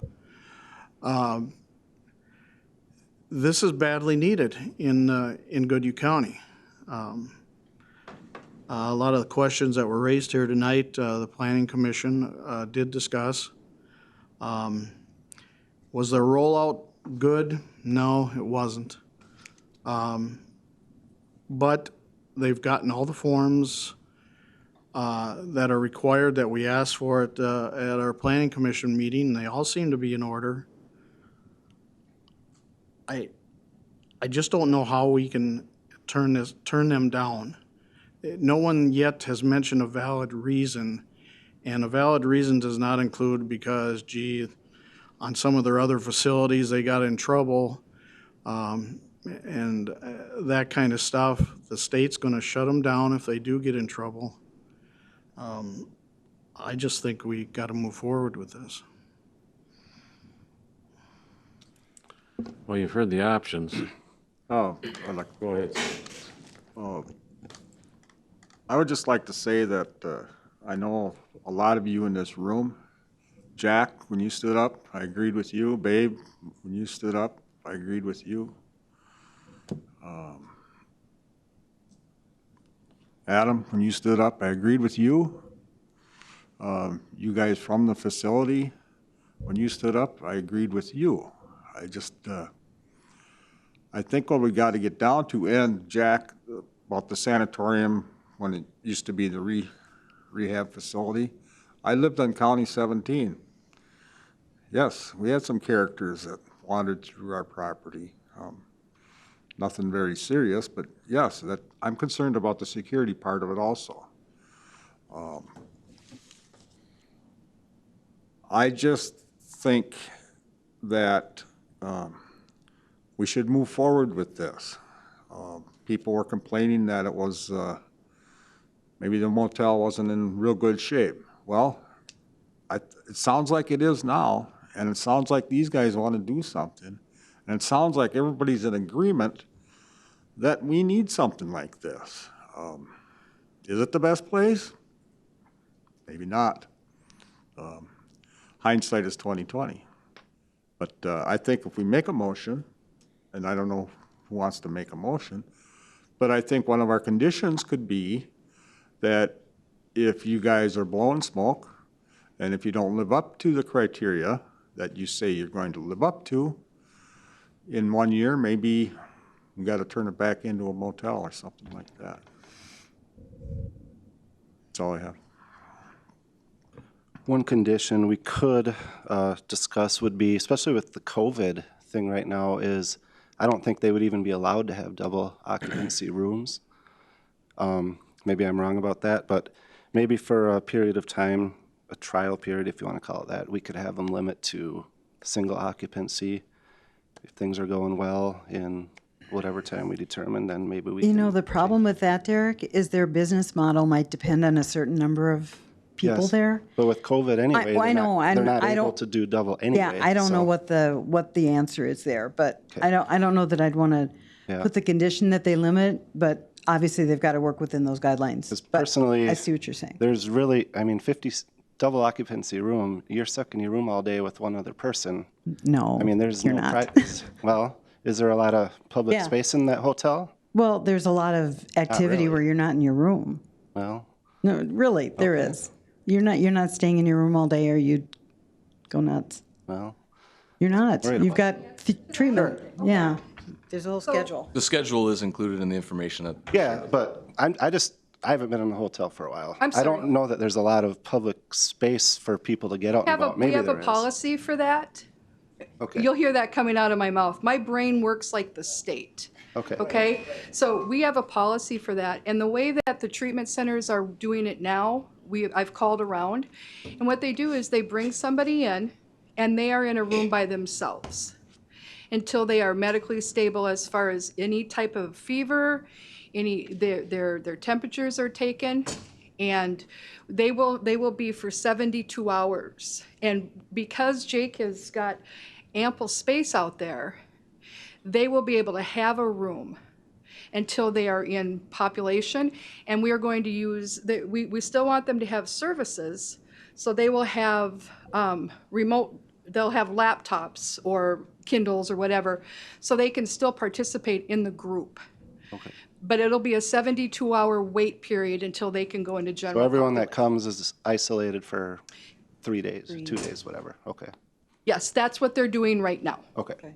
That makes sense. And having spoke with you folks, it's my understanding early on, you're going to try and limit it to 30 men to start with, so you can work out all your kinks and all that sort of stuff. Jacob, if you want to. Be up here to answer a lot of this. Sure. Maybe. So we're gonna start in 3 phases. Phase 1's gonna be 20, 25 men. That's gonna be a month and a half. Phase 2 up to 34 men, and that's gonna be another month and a half. So 3 months after opening, we'll still be taking on more counselors and stuff like that. So we're not gonna have a full facility for, I'm not planning for close to 5-6 months, right? Okay. And I mean, capping it at the 54 number, I've talked to Neil, I've spoken about that before. I mean, capping it at a total, I can foresee that, because I'm never planning on having more than a couple people per room, so.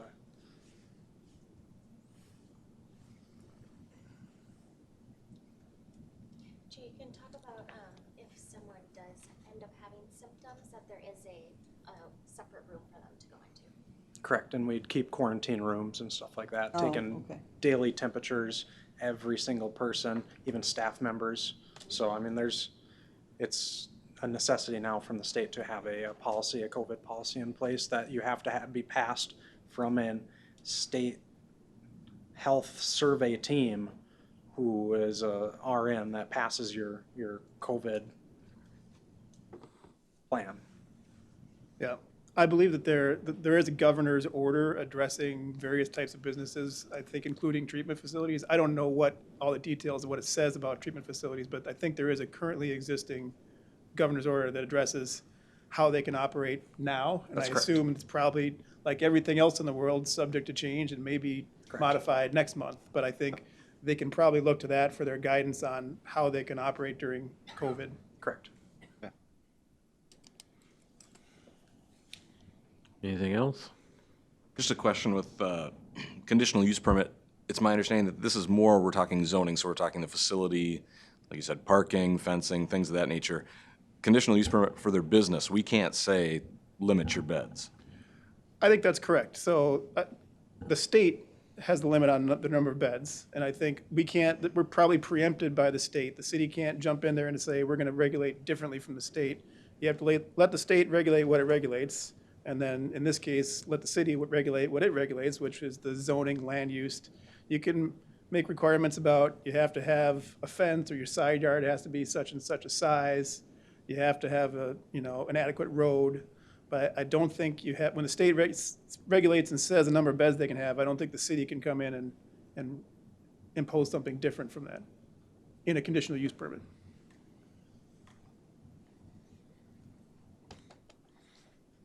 Anything else? Well, I've stated the options. We can pass and have a CUP. We can pass a CUP with conditions. We can say no to the CUP, or we could push it out and do it at the next meeting, have more time to review. Could we table this and have a special session meeting, say next Tuesday, to discuss just this issue, instead of having it be part of the regular agenda for a council meeting? Special work session? I think this issue. Oh, it can't be a work session because you can't make decisions at a work Right. session. Oh, okay. So it'd be next council meeting. I feel that this issue is obviously more complex than, for some people, like, to sit and make the decision tonight here at the first council meeting with it being presented. I know Planning Commission saw it, but I think that the scope of this issue is much bigger than just yes or no. And I think that we should take time to think about this. And it's not just to kick the can down the road, it's that we've got one crack at this. Right. And to the people of the community that, on both sides, I'd like to get it right. And, Well, why wouldn't we approve it then, subject to them keeping all of their licensing and all that up to date? Why wouldn't we do that? Because if they run into problems, they're going to get their license pulled, correct? Well, we can put different conditions on it. that's what my question was, that their operation through the state, but if we as a city say, talk to more residents, and they would feel more comfortable with, say, possibly fencing, that's something to discuss. I don't know if we could hammer that out tonight, or if it would be better to table this and talk about it at our next meeting. Fencing would be an absolutely foolish thing to do. I was just saying, for example. As an example. Just for example. I know what you mean, Matt. Can I know take what you're a second saying, of your yeah. time? Absolutely. I have 15 staff members that are waiting. To start their job. I can guarantee I will follow pretty much any condition that you'd put on me, except for a fence around the whole property. If there is a way to do this tonight and put some conditions on the table and let me hear, and we can have that discussion. I mean, we've came a long ways in a few weeks, and I want to hear what conditions that you'd maybe think about, or either be able to approve and then put conditions on it later. I mean, I don't know. I would follow. So there's 4 things that I have to fit inside the zoning: the road, the arterial road, the side yards. I have to abide by all the state licensing, and there's one more: parking. I have all that stuff. All the things I need for the zoning are clear. So it's the conditions that you're concerned about. If we can talk about the conditions more, I mean, I know I can put neighbors, my clients, and my staff members at ease, and you folks. My idea of tabling it was hoping that we could come to a compromise, because there's obviously people who are very concerned about this, and they have issues. And obviously you have your plan, and I think the answer is somewhere in the middle. And me personally, I'd like to take the time to come to that decision instead of just tonight being a thumbs up or thumbs down. But that's just me. I agree with you. But in another meeting, we're gonna have the same arguments all over Same thing. again. We're wasting everybody's time. Not necessarily. I mean, what conditions? I couldn't we- tell you right now, but Right, but- possibly during a week, yeah, I could have Yeah, something. we know you're not gonna do a fence, and, No, the I'm not attorney talking has a already said we can't touch their numbers, which would have been something that might have been able to be looked at. We can't do that. What else can we do? They've met everything they need to do. This is strictly a zoning and land use question. This is. I would lose a lot if you delayed any further. Yeah, yeah. If they blow it, they're gone anyway. Right, I have So way more conditions by the state than you could possibly even imagine. it's not quite as bad as being a bank, but it's really highly regulated. Do you guys have a closing? I know June 1st was the. So I have a date. Do you closing extension, yes. Okay, For sure. Tomorrow at 2:30. Right, so tomorrow at 2:30. I just think if they blow it and they're gone, and then he's lost a lot of money. But that's their business model and their decision. Is it okay if I make a comment? Here? Is it okay if Kyle? Yeah, go ahead, Kyle. Okay. What I've been hearing, and especially with the tabling, that you want to talk to the community, and they're going to be concerned about safety. I want you to think about this past spring, there was a township just on the outskirts of Cannon Falls that had the possibility of a sex offender moving into it. Now, that area, there is a person in the place where they were going to live. Is it the person? I don't know. But I would prefer to have the security and the treatment professionals in charge of the 54 people, or 30 to 54 people, rather than that one individual who is a known. He's been in jail for child molesting. And believe me, folks, it's right across the river from you. Thank you. Mr. Mayor? I make a motion, we approve the CUP with condition of if they violate any of the licensures within a year, we can revisit this and deny it. Second to that motion? I'll second it. Well, I just want to comment on that briefly, Or is that not right? Mr. Mayor. Go ahead.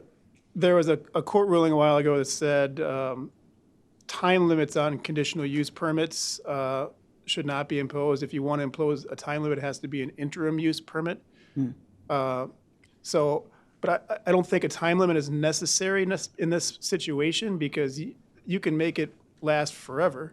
And if they violate the state statutes tomorrow or 10 years from now, you can revoke the permit whenever they violate the state statutes. So Because that's in the land use, that's in the zoning for a hospital in a B2 zone.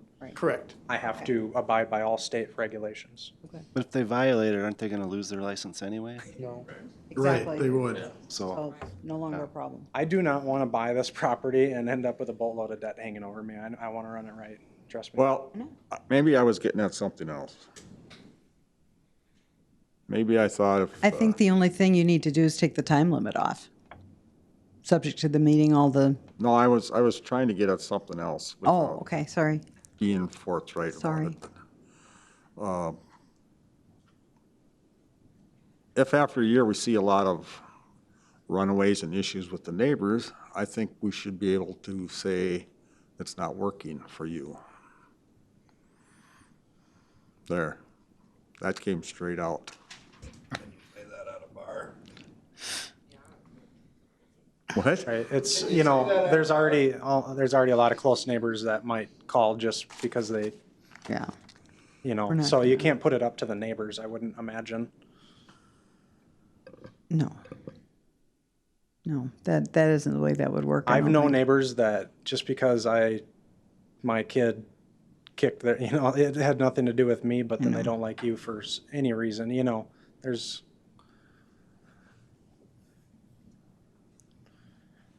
I rescind my motion. Any other motions? Yeah, I'll make a motion to approve the CUP resolution, put my glasses on here, 2485, Period. period. I'll second it. Motion's been made and seconded to approve resolution 2485.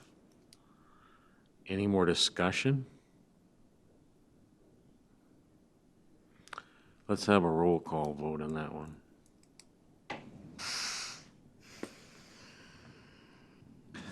Ringgold, Aye. Duncan, Aye. Gesme, No. Lundell, No. Mattson, No. Montgomery, Yes.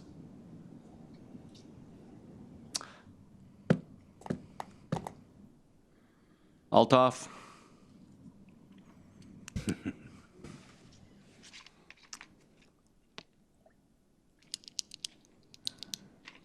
No. You people are fools. Are you gonna keep a company in town? They're trying to Yeah, open a business. we're now, we might as well just say close Cannon Falls and just shut the roads. I just can't believe you people. Jesus. There will be more jobs that we don't have. What is the reason for saying no legally? What is the reason? There is no reason, That's a good Right. question. is the reason. I have $30,000 or more dollars invested in this, not even the other people that I've told that they have a job because I was told I was permitted. If I were you, I'd sue the city. You'll win. I don't know why. I have so much time invested in this and in the city, and I'm trying to operate a good business here and invite. What's the basis for the no? I'm unemployed. I put in my notice. Yeah, I want to know the reason too. Right. And now I know attorneys- that I might have a couple weeks of unemployment in between, totally fine with that, glad to extend my maternity leave. I can't contribute to Cannon Falls economy if I do not have a job. I've hired. Based on the legal things that your attorney is saying, I would love to know the reasons behind the no. I would ask the mayor why he voted no as well. I need more time. I'd make a motion to kick it out to the next meeting. How's he supposed to start? Oh, boy. Boy. Mr. Mayor, on the time issue, let me say this. This is governed by Minnesota Statute 15.99, which is the 60-day rule. I understand the application was May 29th. 29th. So if the council, if you're saying that you have not denied the permit at this time and you want more time to consider it, I think is what the mayor was saying, then the council has 60 days from the date of application to make a decision. And that can actually be extended if necessary, but you're still within the first 60 days based on the application of May 29th. I'm not sure, I assume the next council meeting is 2 weeks from now. So 3 weeks. 3 weeks because of the summer schedule. What am I supposed to do as an unemployed person during that time? What are the McGuires that have put the money into this supposed to do? What is Babesh supposed to do? What am I supposed to do now?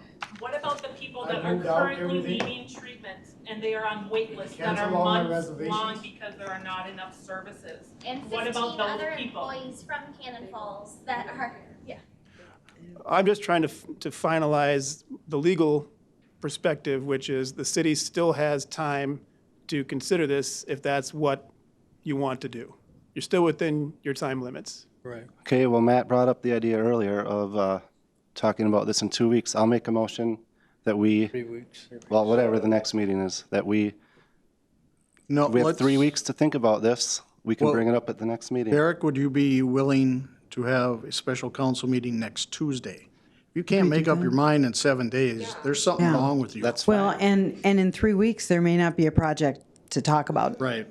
It's gonna, I know how these things work, and it is not easy to extend and extend and extend, and it costs money every single day. There's more interest every day that he's not operating. I wish I weren't putting it in such a time because I'm not quite sure why everyone feels they're so rushed. I don't see the problem. I really don't. I'm sorry. I just don't see it. But if I would say we should meet next week if we can, if they can hold off that long. And then we can give them a thumbs up There or was a thumbs lot of down. information provided tonight, and this has all happened in the last week and a half. I'd like another, I'd go along with another week, but I want another week. That's the Fine, way I then feel. I'll make a motion that we meet a week from tonight for this issue only, a special council meeting. I'll second that. But we have to, Motion What we made. can, I can withdraw withdraw your motion. We need to withdraw the motion to pass it. That already failed. Did it already fail? That Okay. failed. That's right. Okay. And I would say if anyone has any conditions, we got a week. Think about them. I'll try and talk to Have people. conditions under the state guidelines. What more do you guys need to know? Anyway, John, there's been a motion and a second. Motion and a second to have a meeting next Tuesday night at 6:30 to discuss this issue.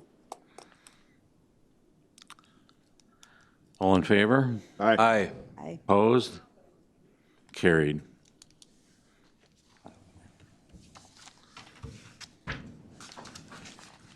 Okay, moving on. Kyle, anything in the chamber tonight? Hello, Kyle Paulson, Chamber Director. I do have a few things to talk about. The July 9th Fun Fest has been canceled. The reasoning for the cancellation, we surveyed 155 people, which were past vendors and committee members. Out of 155, 16 responded. That was it. So there isn't an interest. We are moving forward and planning the August 13th Fun Fest. So let's put that on your calendars, August 13th. We did step into a lead generation program. Just today, we finalized it. It is with Explore Minnesota. And on the Explore Minnesota website, our picture and our little welcome is right there.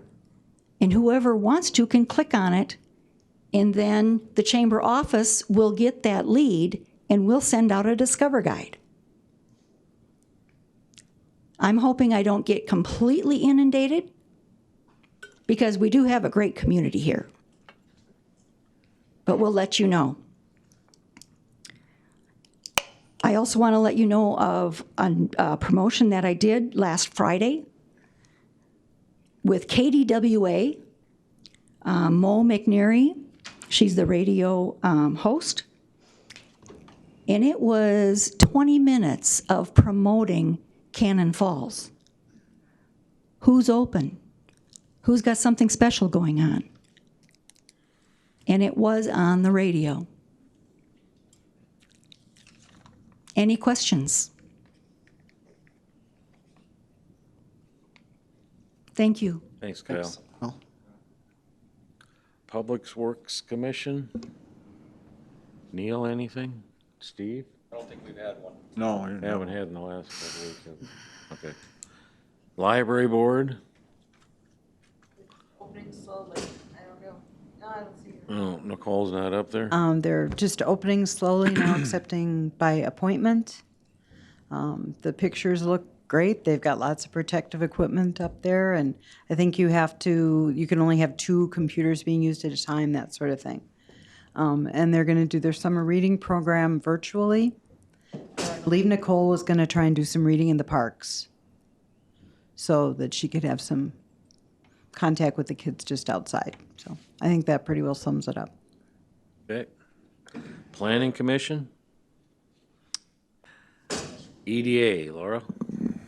Okay, so I will speak also a little bit to the library. I've been working with Nicole on getting some quotes for adding more hotspots to the library. Currently, they have 3 that are almost always checked out. So we're getting some quotes from Verizon and HBC.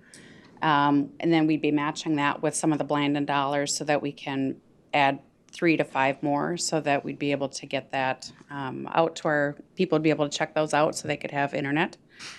Which obviously has been quite the need during the pandemic. I attended my first housing initiative meeting last week, being part of the EDA, so it was nice to be a part of that. Neil actually got to get out and meet some people, so that was good for him too. But also kind of came up with some different ideas. I found some potential grant dollars that program would qualify for, so I'll be working with the Housing Initiative Board to try to find some more money for them to keep building houses. And that's with the high school construction class and Mark Walter. Let's see, working with the community center, the senior center, I should say, getting a website created for them. I know that last meeting, $2,000 was, an additional $2,000 was approved for the library, or not the library, I'm sorry, the senior center. And so I found someone to help with the web design that's going to be donating some time. We're working with the school to try to get a student, a senior high student to help manage that content so that it doesn't grow stale. We've also talked with Joyce Falink and Bill Hoyt, who are members and on the board for the Cannon Valley Senior Center, about they do a book buddies program during the school year where they go to the elementary school and read to the students.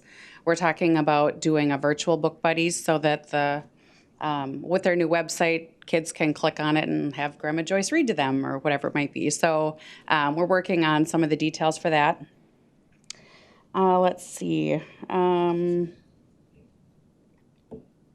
The other thing is there's a feast event that is in December that features local foods, and the past few years we've had, Cannon Falls has a lot of local producers, food producers, everything. And anyway, so trying to get more people to participate in that. Last year we had a 2-page spread in the Feast magazine, and we're trying to get people to recommit to that. So far I'm having pretty good luck with that. But the idea is to really shine that spotlight on Cannon Roots, our brand of our local foods, so that we look like an attraction for tourism. So, and then also working with Kyle, who's already left, again, to promote Cannon Falls and really to drive people here, since a lot of the other places are closed, for kids to go and hang out, hop on a bike and bring it to Cannon Falls. So that's all Cannonball.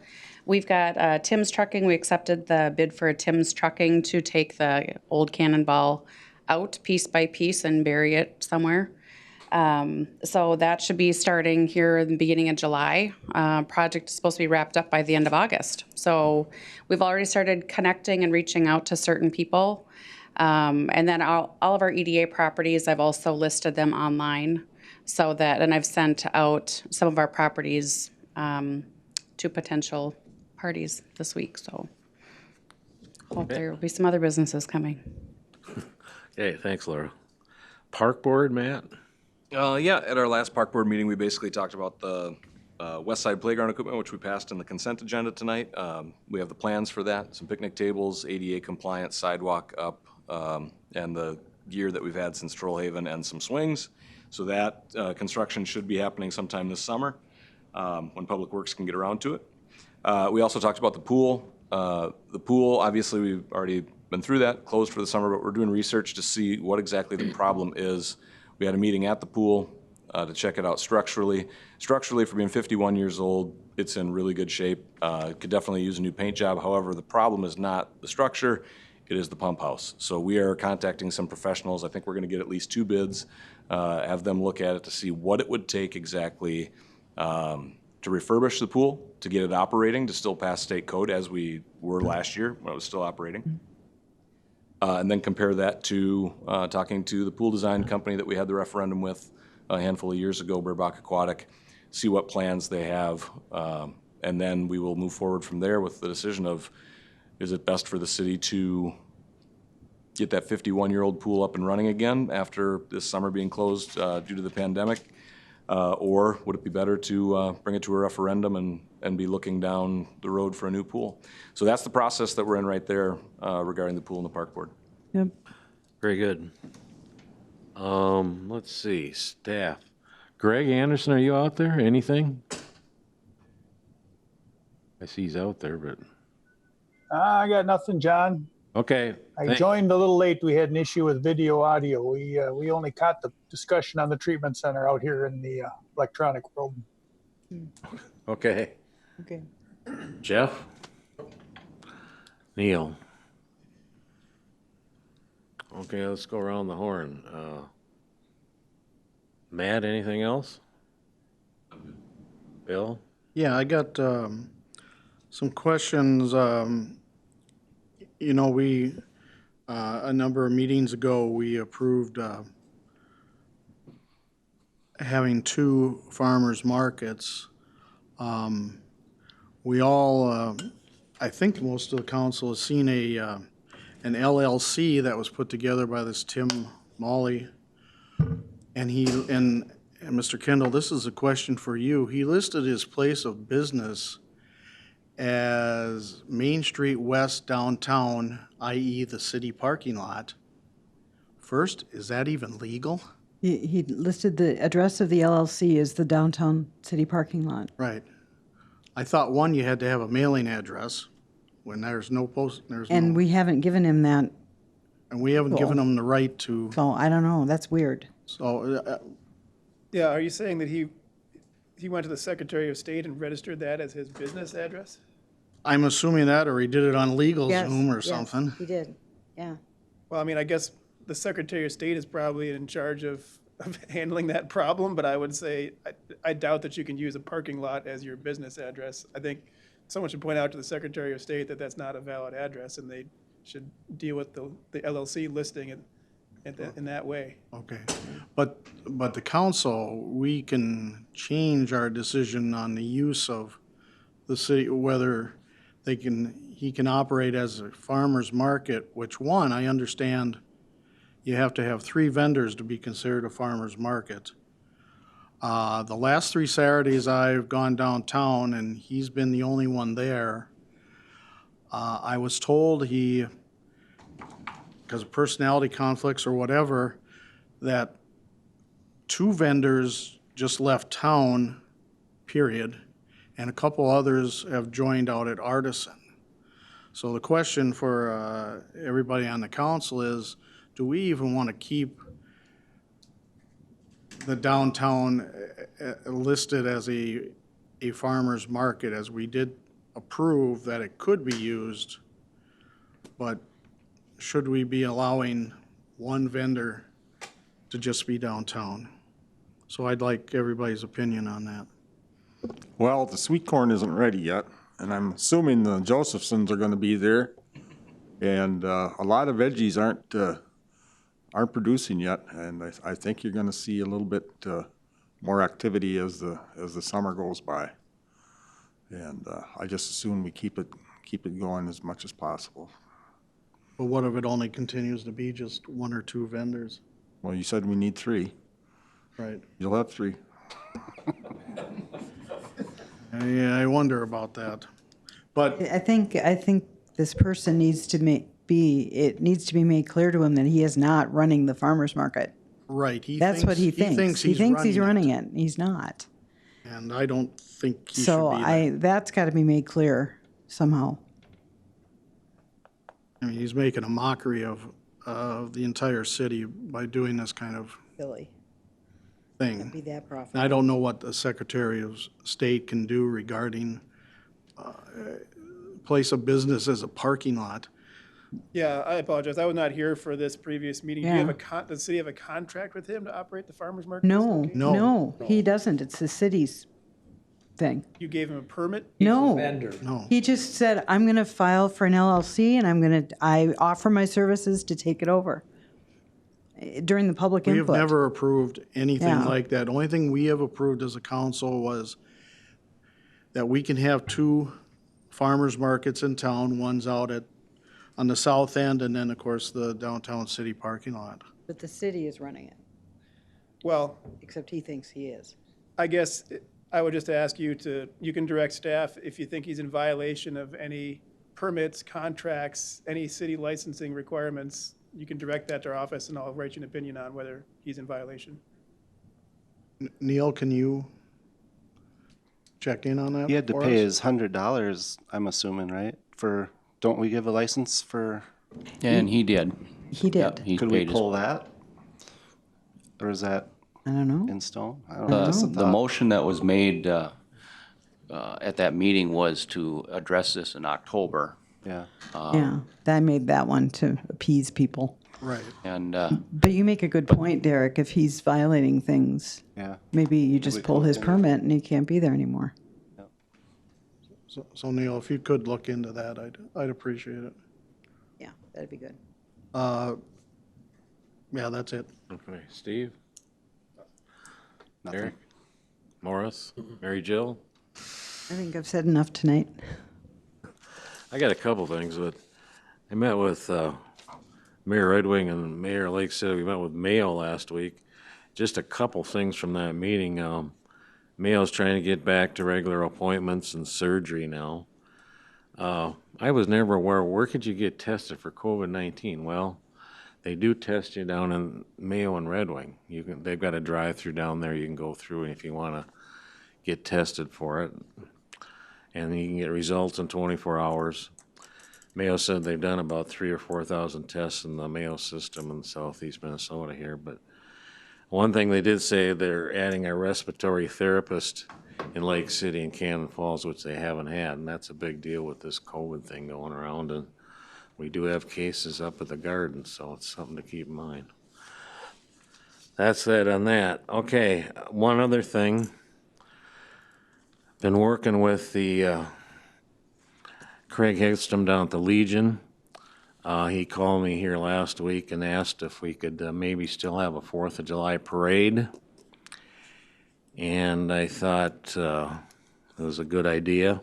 He wants to do a military color guard, maybe a couple police cars, an ambulance, maybe some fire trucks. And I've got a sign, to support and thank our healthcare workers in town. Just be a short parade. The details aren't out there yet, but we're going to work on that in the next, maybe we can't get it in this week's Beacon, but the next 2 weeks we can tell you what time it is.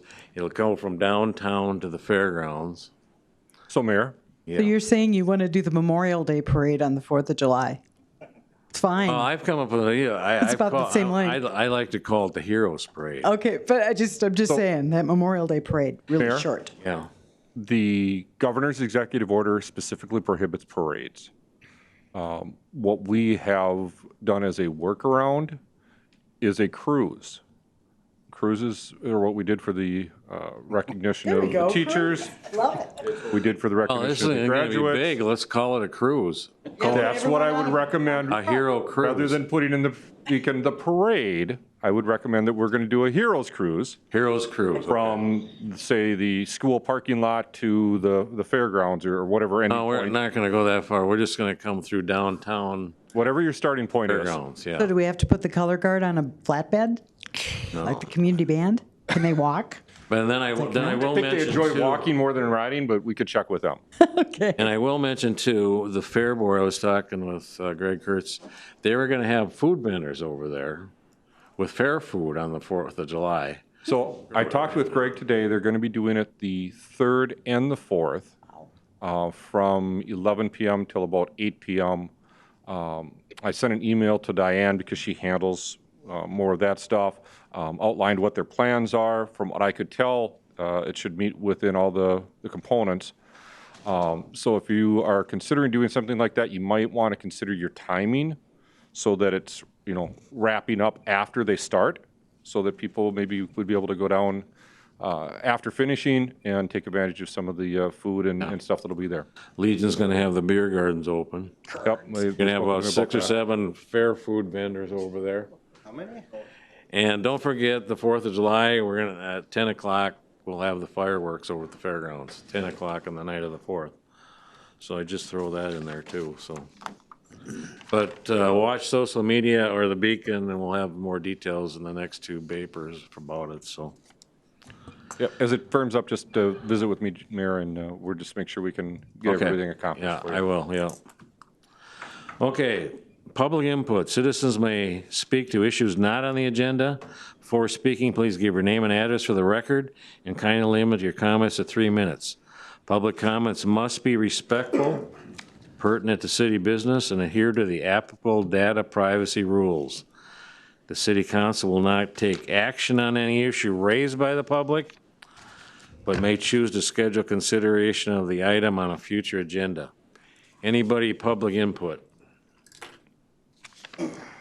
Adam Peters, 700 West State Street. This is about my 5th time to come down here and complain about parking and walking through the winery.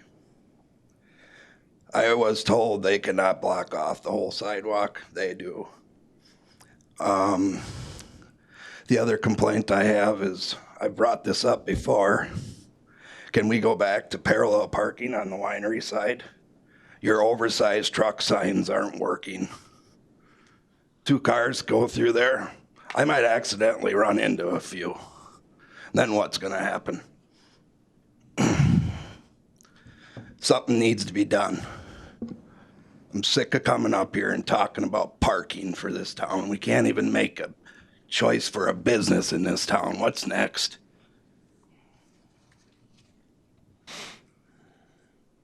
Anybody else, public input? Calvin Anderson, 501 Colville Street West. I'm here to talk about the terrible water situation on Colville, Bell, and 5th Street South. I've got some pictures here and some emails between Wes and one of our neighbors. This has been going on for an awfully long time. I've got a packet for everybody if you give me just 1 second to hand them out, or Laura, if you want to.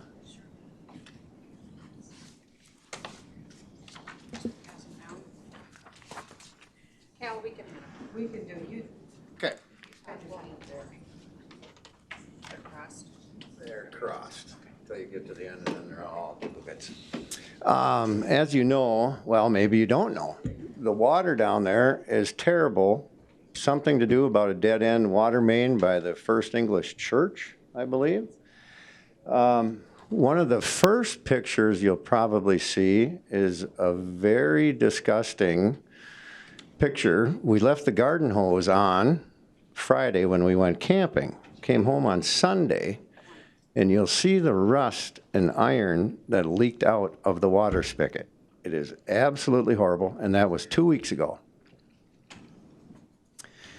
So in the past, I was able to call one of the city workers and say, hey, the water is bad, and all right, I'll send somebody up, and they would flush over by Holt's, Eleanor Holt, I believe it is. Yeah, that's Elmer's. And that seems to have subsided since that public worker doesn't work there anymore. And we've discussed this with other workers, and nothing seems to happen. One of those pictures is the plastic water lines. We built a new garage 2.5 years ago, and the very rusty orange colored water lines are ours. They're 2.5 years old. The other picture of clear water lines are my buddy's place in Zumbrota that he's had in for 5 years. So I'm just asking for the council or city of some sort to have some sort of planning on flushing or water picking, as Wes would have said. Something serious is wrong with that water down there. And just for fun, this sock is after a flushing of the hydrants, and this is a new one. We can't wear white clothes in our house. It's impossible.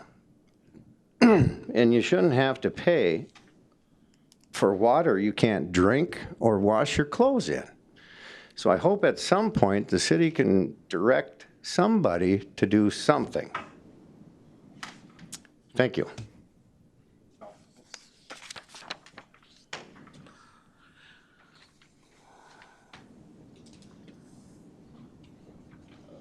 Jared Woodward, 213 Ridgecrest. Just quick, I know we spent a lot of time. I just want to say thanks for approving the Bears to be able to utilize the field. Matt, thank you for bringing it up. I did want to get clarification. We do need a letter signed by an administrator. I'm sure we can get one from you. It is also, the NBA is not authorizing concessions to be opened from us. They will, however, take a letter if you guys approve us to use the concessions. Now, obviously, that's how we make our revenue. That's how we pay $120 per umpire per game. Some umpires we have, some games we have 2, so that's $240 out of our pockets.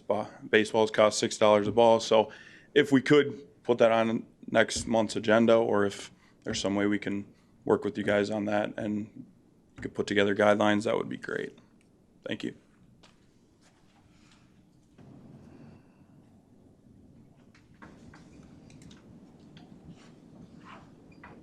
Dick Peterson, short and sweet. I just want to thank the body. You had a tough issue in front of you tonight. I admire the way you handled it. You're all good friends of mine. I think the crux of the whole matter is that the application came, whatever date Neil said, May 20, whatever it was. If it had been done properly, it probably wouldn't have been the issue it turned out to be. Thank you. Great. Anybody else? Public input. Public input. Third and final call, public input. Hearing none, we'll close the public input portion of the meeting. And I call for a meeting to adjourn. So moved. Second. Motion by Bringo, second by Duncan, adjourn. All in favor? Aye. Opposed? Carried.